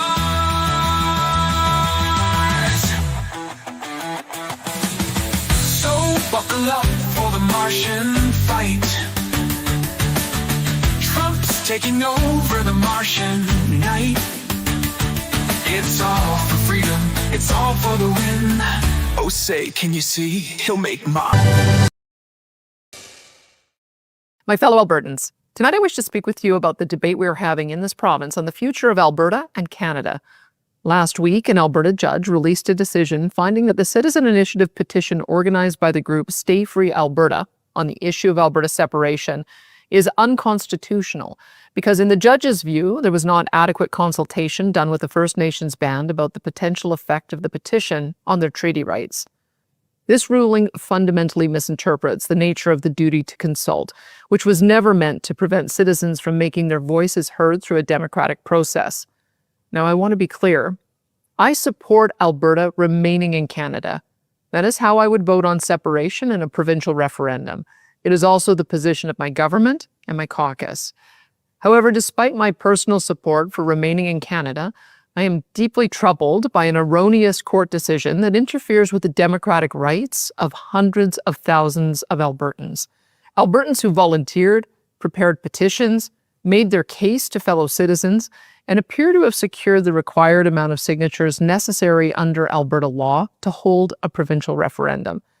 The fact is that between the Forever Canada petition requesting a referendum on Alberta remaining in Canada and the Stay Free Alberta petition requesting a referendum on leaving Canada, approximately 700,000 Albertans have signed a petition requesting a vote on this issue. And I, as Premier, will not have a legal mistake by a single judge silence the voices of hundreds of thousands of Albertans. That's not the Alberta way. Alberta's future will be decided by Albertans, not the courts. Our government will therefore be appealing the decision to Alberta's Court of Appeal and, if necessary, the Supreme Court of Canada. But this process will take many months and possibly years before being addressed by those higher courts. In the meantime, under our legal system, this troubling court decision is binding law in Alberta until it is successfully appealed. This means that it is unlikely the courts will permit Elections Alberta to hold a binding provincial referendum on separation until this incorrect ruling is overturned or clarified. But there is another way to hear from Albertans while we wait for our legal appeal to be heard. That is why I'm announcing today that I will be requesting our government add an additional question to the October 19th referendum vote announced previously. The additional question will be, should Alberta remain a province of Canada? Or should the government of Alberta commence the legal process required under the Canadian Constitution to hold a binding provincial referendum on whether or not Alberta should separate from Canada? Because this proposed referendum question does not directly trigger separation, but if successful, would ask Alberta's government to commence the legal process necessary to hold a binding referendum on the matter, the recent court ruling would not be applicable, and the referendum question I outlined could proceed. This question will also ensure the 700,000 signatories to both the Forever Canada petition and the Stay Free Alberta petition are respected, and the will of Albertans is heard. Kicking the can down the road only prolongs a very emotional and important debate, and muzzling the voices of hundreds of thousands of Albertans wanting to be heard is unjustifiable in a free and democratic society. It's time to have a vote, understand the will of Albertans on this subject, and move on. Now, obviously, Alberta's first ever provincial vote on our province's future in Canada is of monumental importance. As such, I feel it is important to clearly state my personal position so Albertans know where I stand.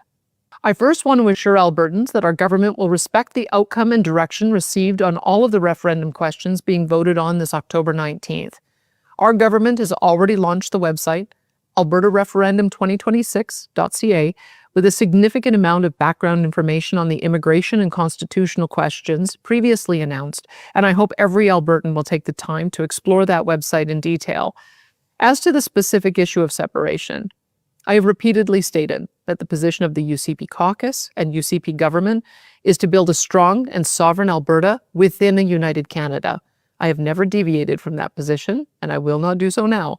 I will therefore be voting for Alberta to remain in Canada, while continuing to work each and every day to restore and strengthen provincial rights under the Canadian Constitution.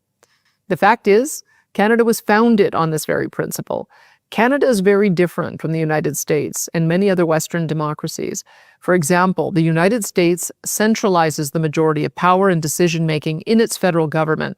In Canada, we chose a decentralized federation composed of very unique and diverse provinces left to govern themselves in almost all matters, with the main exceptions of national defense and international affairs.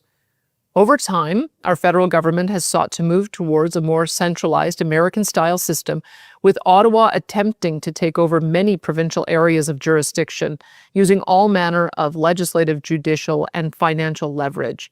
I categorically reject Ottawa's attempts to do so and call on all provincial leaders and MPs to undo the extensive damage that centralization of power in Ottawa has done to our country economically and with respect to national unity. I am fiercely loyal to both Alberta and Canada, but I truly believe our country is so much stronger and more prosperous when we respect the rights of provinces and empower them to govern themselves with minimal federal interference. Albertans, not Ottawa. Quebecers, not Ottawa.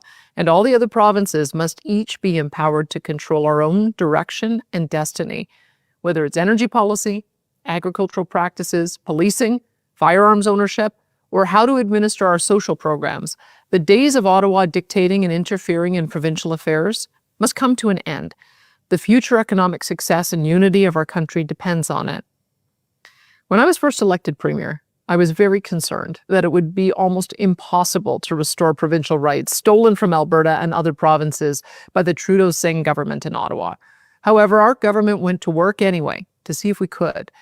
We have been relentless in making our voices heard, launching dozens of legal actions, appearing in hundreds of national interviews, bridge building with other premiers, and aggressively passing legislation such as the Alberta Sovereignty Within a United Canada Act, to take back our provincial autonomy from the federal government.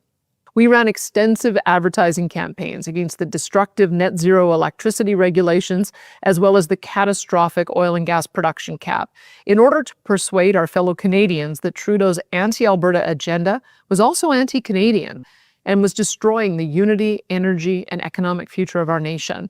A great majority of Albertans joined us in that fight, calling friends, relatives, and participating in social media to spread that message throughout the country. We made a lot of noise as a province. We fought hard and refused to accept the status quo. And the result? Well, my friends, we have started to win. Over the course of the last 2 years, the tide of national public opinion on resource development, provincial rights, energy policy, and a host of other issues began to turn. Our Alberta oil sands went from a national target to a national treasure. Pipelines went from impossible to a national imperative. Justin Trudeau's anti-Alberta, anti-energy policies became a national embarrassment, one of several, that ultimately cost him his prime ministership. The Leave It in the Ground NDP, led by Jagmeet Singh, was electorally annihilated. And the federal Liberals, led by their new leader, Prime Minister Mark Carney, adopted most of Alberta's positions on energy and resource development. In fact, the current Prime Minister has worked very constructively with our government to craft an Alberta-Ottawa Energy Agreement, or MOU, as it is often called. This has already attracted tens of billions of dollars in investment for new pipelines, natural gas-run data centers, electricity generation, and so much more. Under that energy agreement with Ottawa, the destructive federal electricity regulations are gone. The economically disastrous oil and gas production cap has been scrapped. New pipelines carrying nearly 1 million barrels of Alberta oil to the United States are proceeding with speed toward construction. And a new 1 million barrel a day pipeline to the BC West Coast is well in progress and on track to have its permitting completed by September of next year. Could and should these reforms and projects move faster? Yes, of course they should. The federal government can and needs to act with even more urgency than it has. Do we in Alberta still have our differences with the federal Liberal government? Obviously. And make no mistake, we will relentlessly challenge them to respect our provincial rights and jurisdiction every time they step over the line. But my fellow Albertans, there can be no doubt that things are a world of difference better for our province than they were under the Trudeau NDP government. Both major federal parties, the federal Conservatives and now the federal Liberals, representing 85% of voters in Canada, are advocating for Alberta to increase our energy production and exports. Only some extremists in the NDP, Bloc Québécois, and Green parties, representing less than 15% of voters in Canada, hold fast to their anti-Alberta, leave-it-in-the-ground rhetoric. This complete turning of Canadian government policy and national public opinion was unthinkable just a few short years ago. No one thought it was possible, except here in Alberta. We turned the tide. We are winning hearts and minds to our cause right across the country, as many of our fellow Canadians are coming to understand that a strong Alberta and strong provinces means a stronger and more prosperous Canada. Now, to those hundreds of thousands of Albertans who are still not convinced or are unsatisfied with the pace of change and believe that separation is the answer, I want you to know that I empathize with you and I understand why you feel that way. You are justifiably frustrated and angry with Ottawa. You are proud and loyal Albertans that have watched our province be taken advantage of repeatedly over past decades, and you want it to stop. So do I, more than anything. Like you, I love this province and our people so much. I am so proud to be Albertan.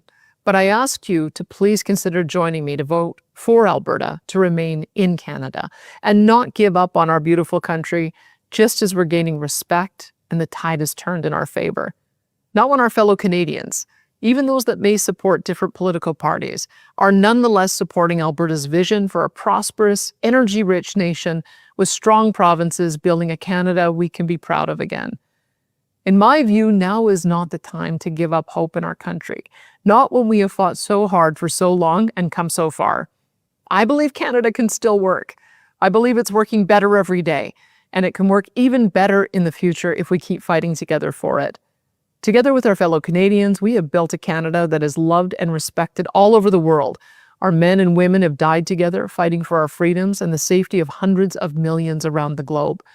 Canadians were there in Europe, fighting and making the ultimate sacrifice in the Second World War long before we were joined in that effort by our American allies. Together with our allies, we were also instrumental in beating back the forces of communism and terrorism. The world would be a much darker place if not for Canada. We have built marvels of technology together. We are known the world over as a country of innovators, explorers, and entrepreneurs, but also of peacemakers, philanthropists, and contributors to the good of the world. Our federal politicians may stray from our foundational values from time to time, but our fellow Canadians, they are our family, our friends, our blood. We all know our family needs to do some work to get rid of a few bad habits developed over the past decade. But that's what we are in the process of fixing.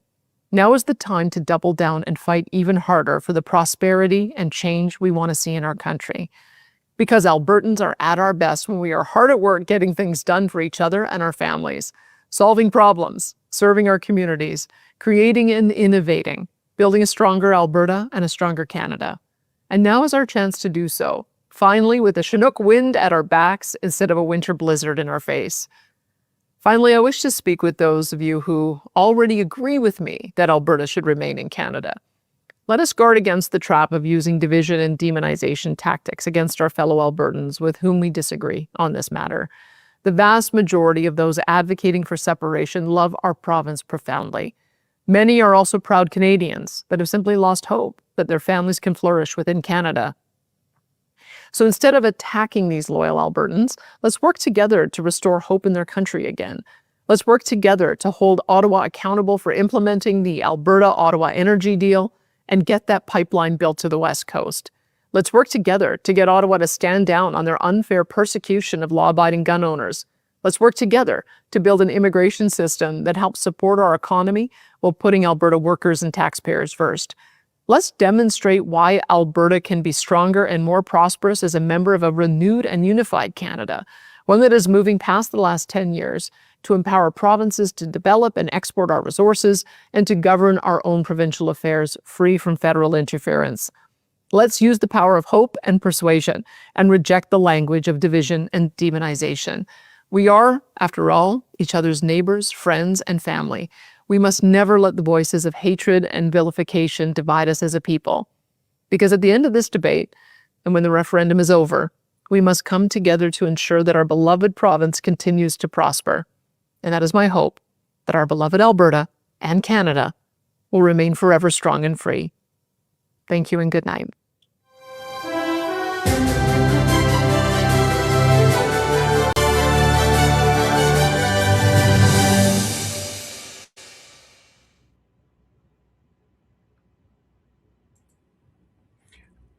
So she is going to have a referendum on having a referendum.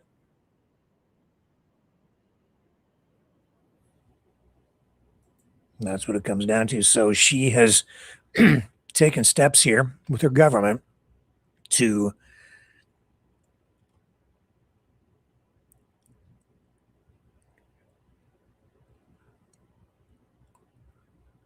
conduct a petition drive.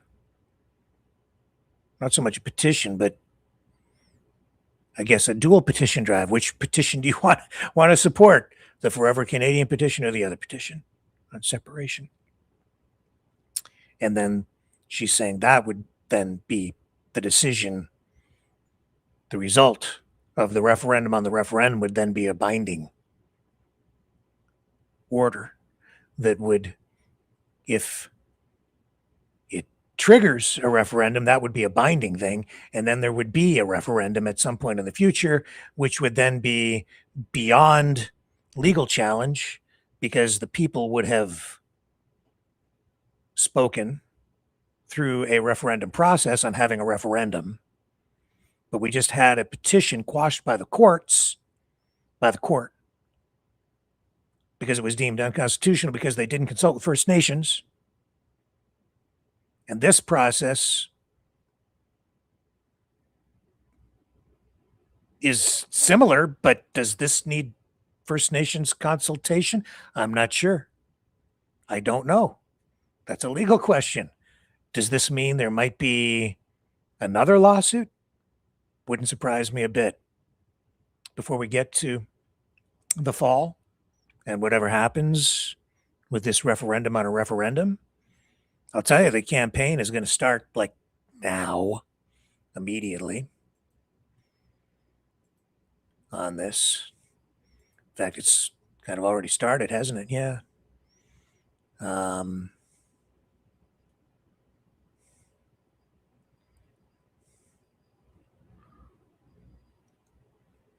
And I can go over to the X account for Danielle Smith and just look at the chat over there and see what people are saying.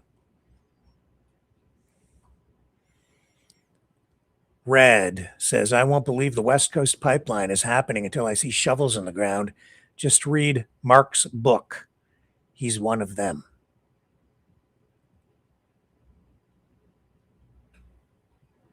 One of who? He's talking about values again.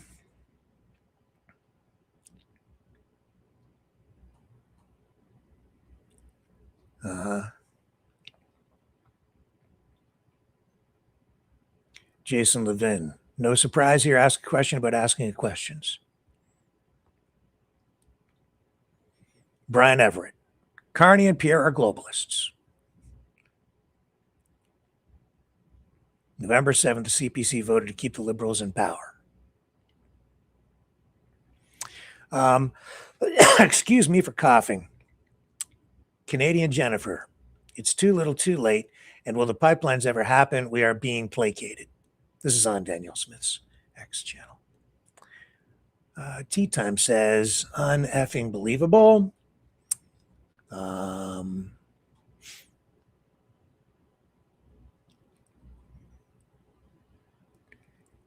EW says, no, separation is the only rational solution. Tea Time says, time to get somebody who's going to get this done. Rob Invictus Rex. Good luck, Albertans. Stewie says, Danielle for PM. Huffer says, it's BS. KNLCBD, Mark Carney is not different from JT. KNLCBD says, nice try, DS. Not too many in the chat here. I thought there would actually be more, but yeah, this channel on X didn't really generate that large an audience. I think maybe more over on her Facebook account. Ralph, it's finally time to put Alberta first. Albertan Separatist says it's either a free Alberta or remaining chained to Ottawa as it aligns itself with the CCP.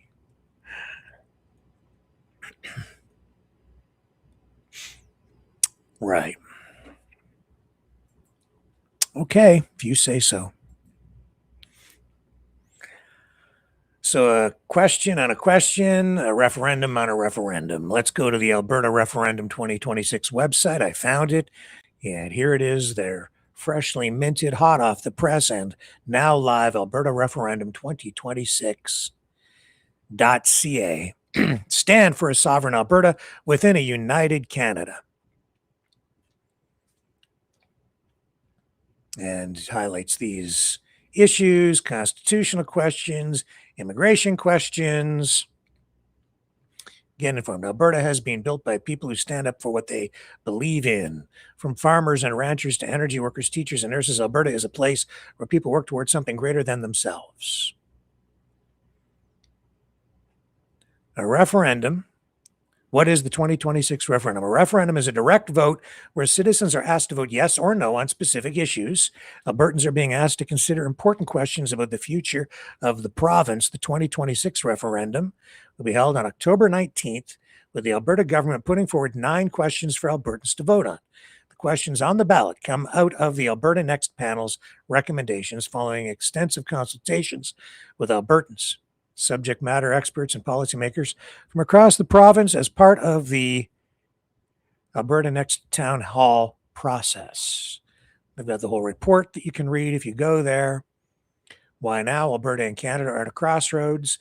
A lot has changed since the division of powers between Ottawa and the provinces was established in 1867 and constitutionally enshrined in 1982.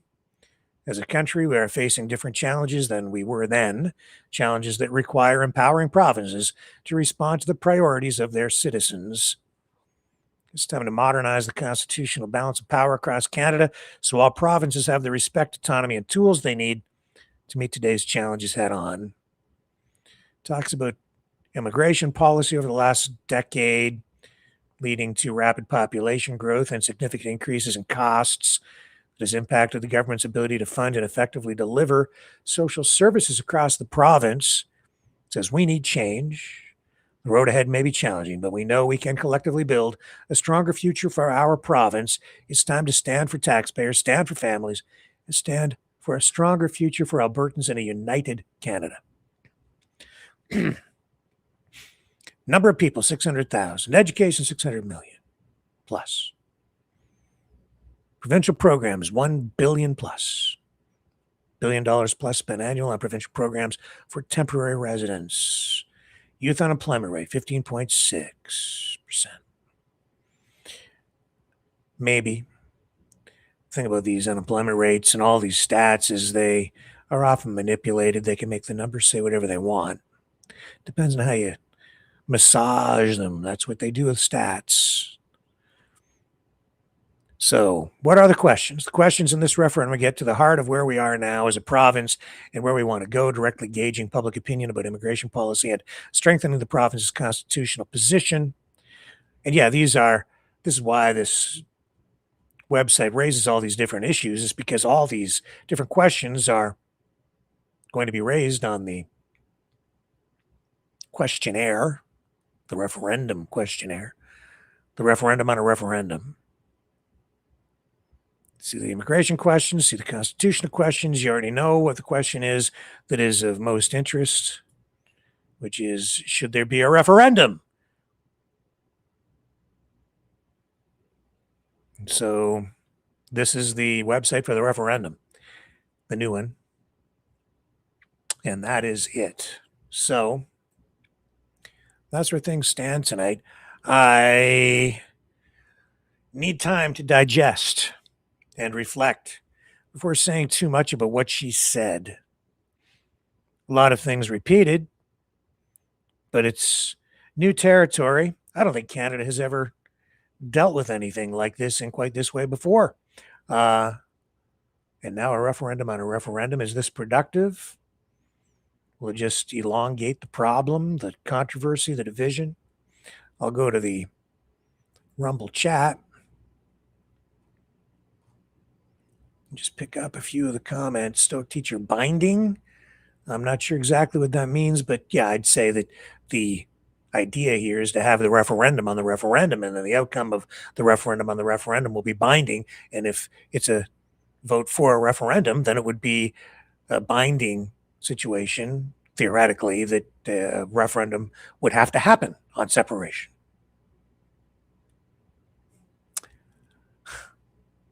Sharon says, don't like having a threat posed to Canadians to stay Canadian. Not nice. Yeah. Yeah.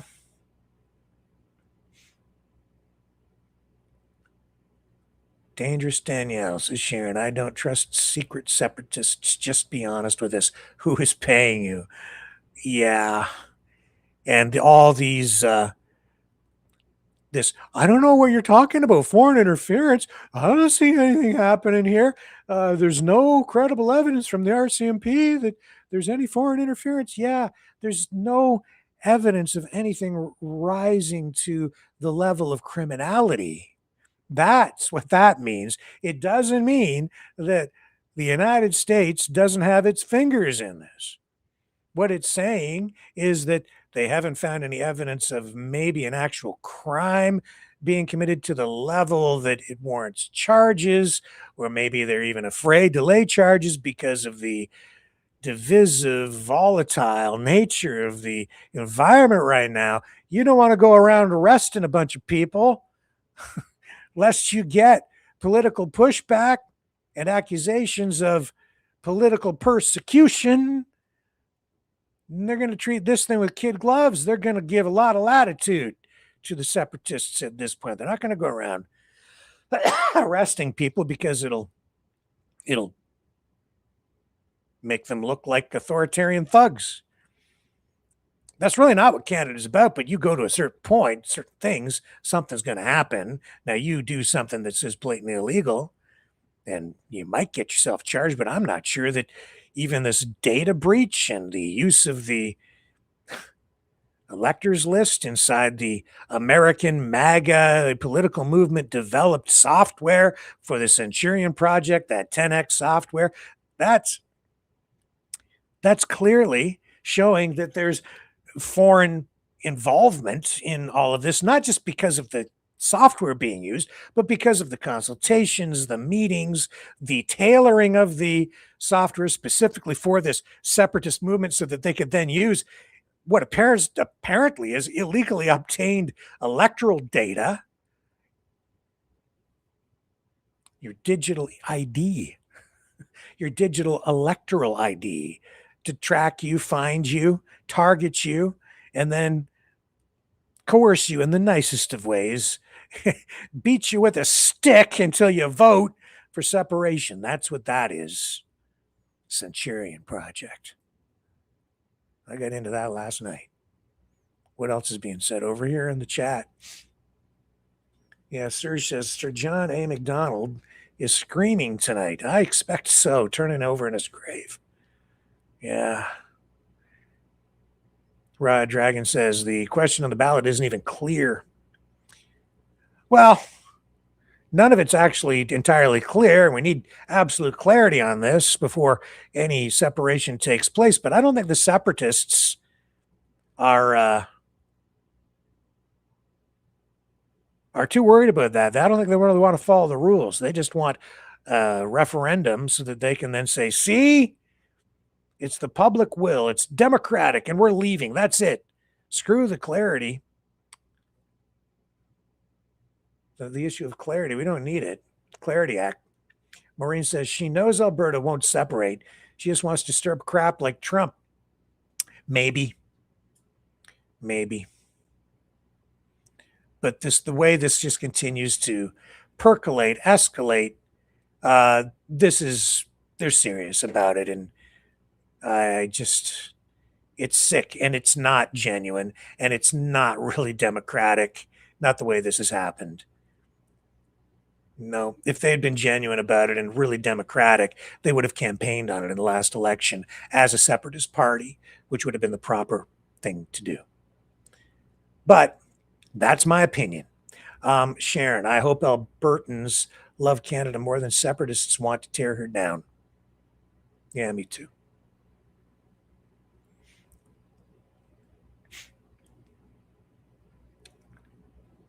B51 says, I disagree. Something. I don't know what that symbol is.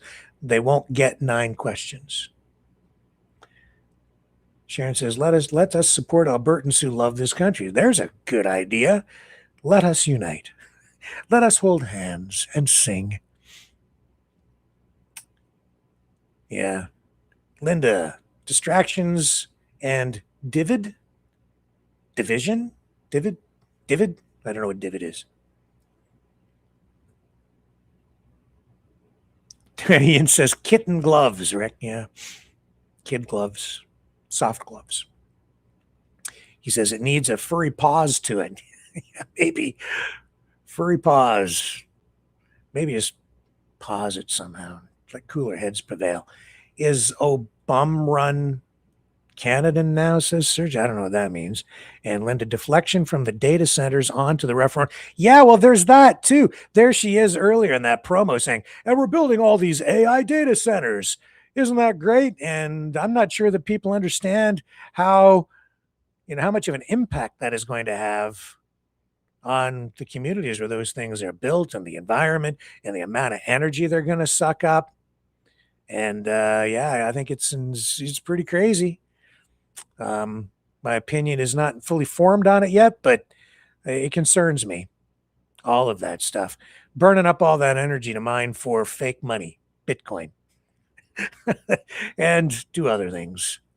And I think there might be military applications to it all as well. Who knows what they're going to be doing with those data centers, honestly. Cracking codes, cracking passwords, hacking into things, using AI to figure out this stuff. B51 says energy, water, and minerals. Yeah, they want that for sure, even though Trump says, oh, we don't need anything Canada has. In fact, we have water rights in a lot of areas, dams that have been built to prevent flooding in the United States, water agreements that the Trump administration has let fall wayside. Yeah, they need us. They do, for a lot of different things. Energy being one of them, because in some areas we supply massive amounts of electricity to the United States. And Alberta does supply a whole lot of oil to the United States too at a discounted price.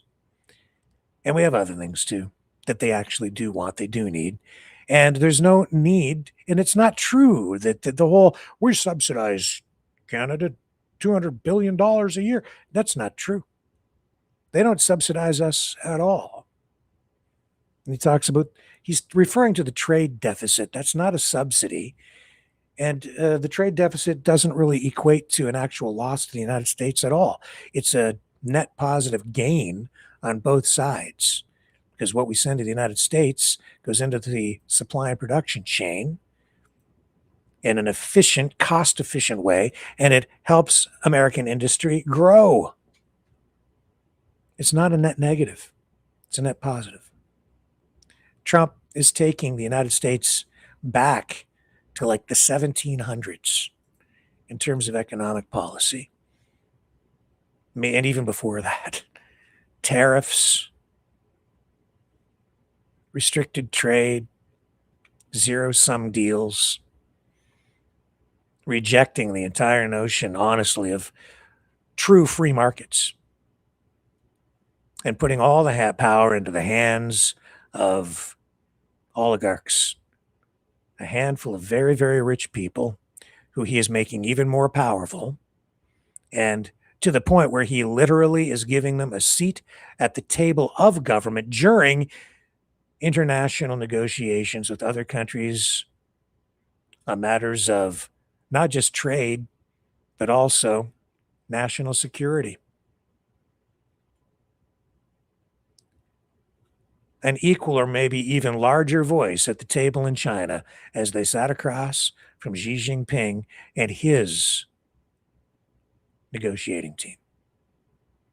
I think that was really lost on a lot of people. It's like they see these big corporate executives, CEOs, billionaires going over there, and they're kind of celebrities, media personalities that have become common within the Trump circle, government circles, and people just accept them now as kind of fixtures there. And in reality, it's very, it's kind of inappropriate in a lot of ways because they're not elected. They don't represent the people. They represent their companies. They represent their own business interests and even their own wallets. And there they are sitting right next to the President of the United States negotiating international trade with an economic peer and a military peer. There's something wrong with the picture, boys and girls. That's not free market capitalism. Not at all. Not at all. In any event, let's wrap it up there for tonight. I need time to think about this more, reflect on it, digest it, analyze it, mull it over. And we'll talk about it, I'm sure, tomorrow as well in more depth. But tomorrow night, if all works out, we're going to have Mike Pekarik back talking about international conflicts, Ukraine, Iran, and I'm sure what's going on with Mr. Trump himself. So looking forward to that tomorrow night because we need him. He always brings a depth of knowledge and expertise that is rare, appreciated here, and brings a greater understanding that will help us all get closer to the truth. Tomorrow night, 7 p.m. Eastern. On the flip side, see you then.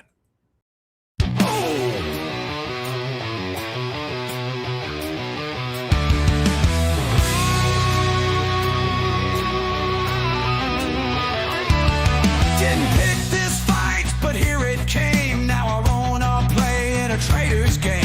They sell us out for a tax cut deal. Shake his hand while they rob and steal.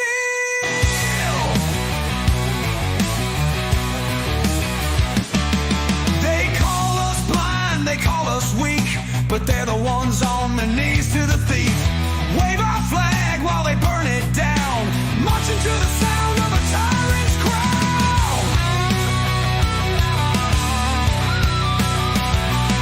They ain't patriots, they're bought and sold. Trade our land for American gold. Singing his tune, dancing his way, but they'll cry for Canada when it's too late. Yeah.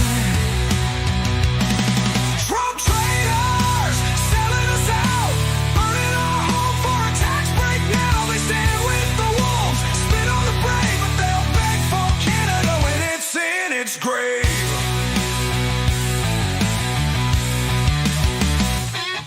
They talk real tough, but they bow real low, licking his boots while they put on a show. They chant his name, raise their fists up high, while the real ones fight to keep us alive. They don't fight fair, they twist the truth, say they're the future, but they kill the roots. They laugh now, but watch them run when the north wind howls and justice comes.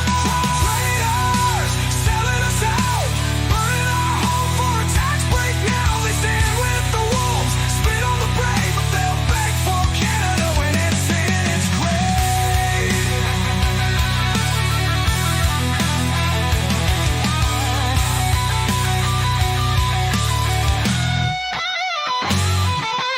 One day soon the tide will turn, and traitors pay when the fires burn. No statues raised, no banners flown, just names in dust where the traitors roam. Traitors, selling us out, burning our home for a tax break now. They stand with the wolves, spit on the brave, but they'll beg for Canada when it's in its grave.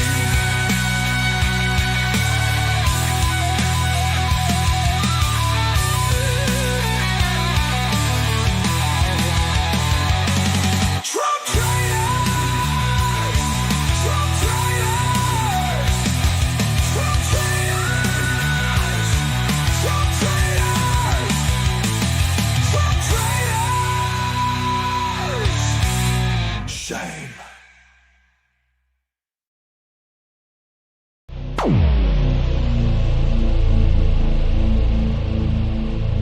This has been a Maverick Multimedia production.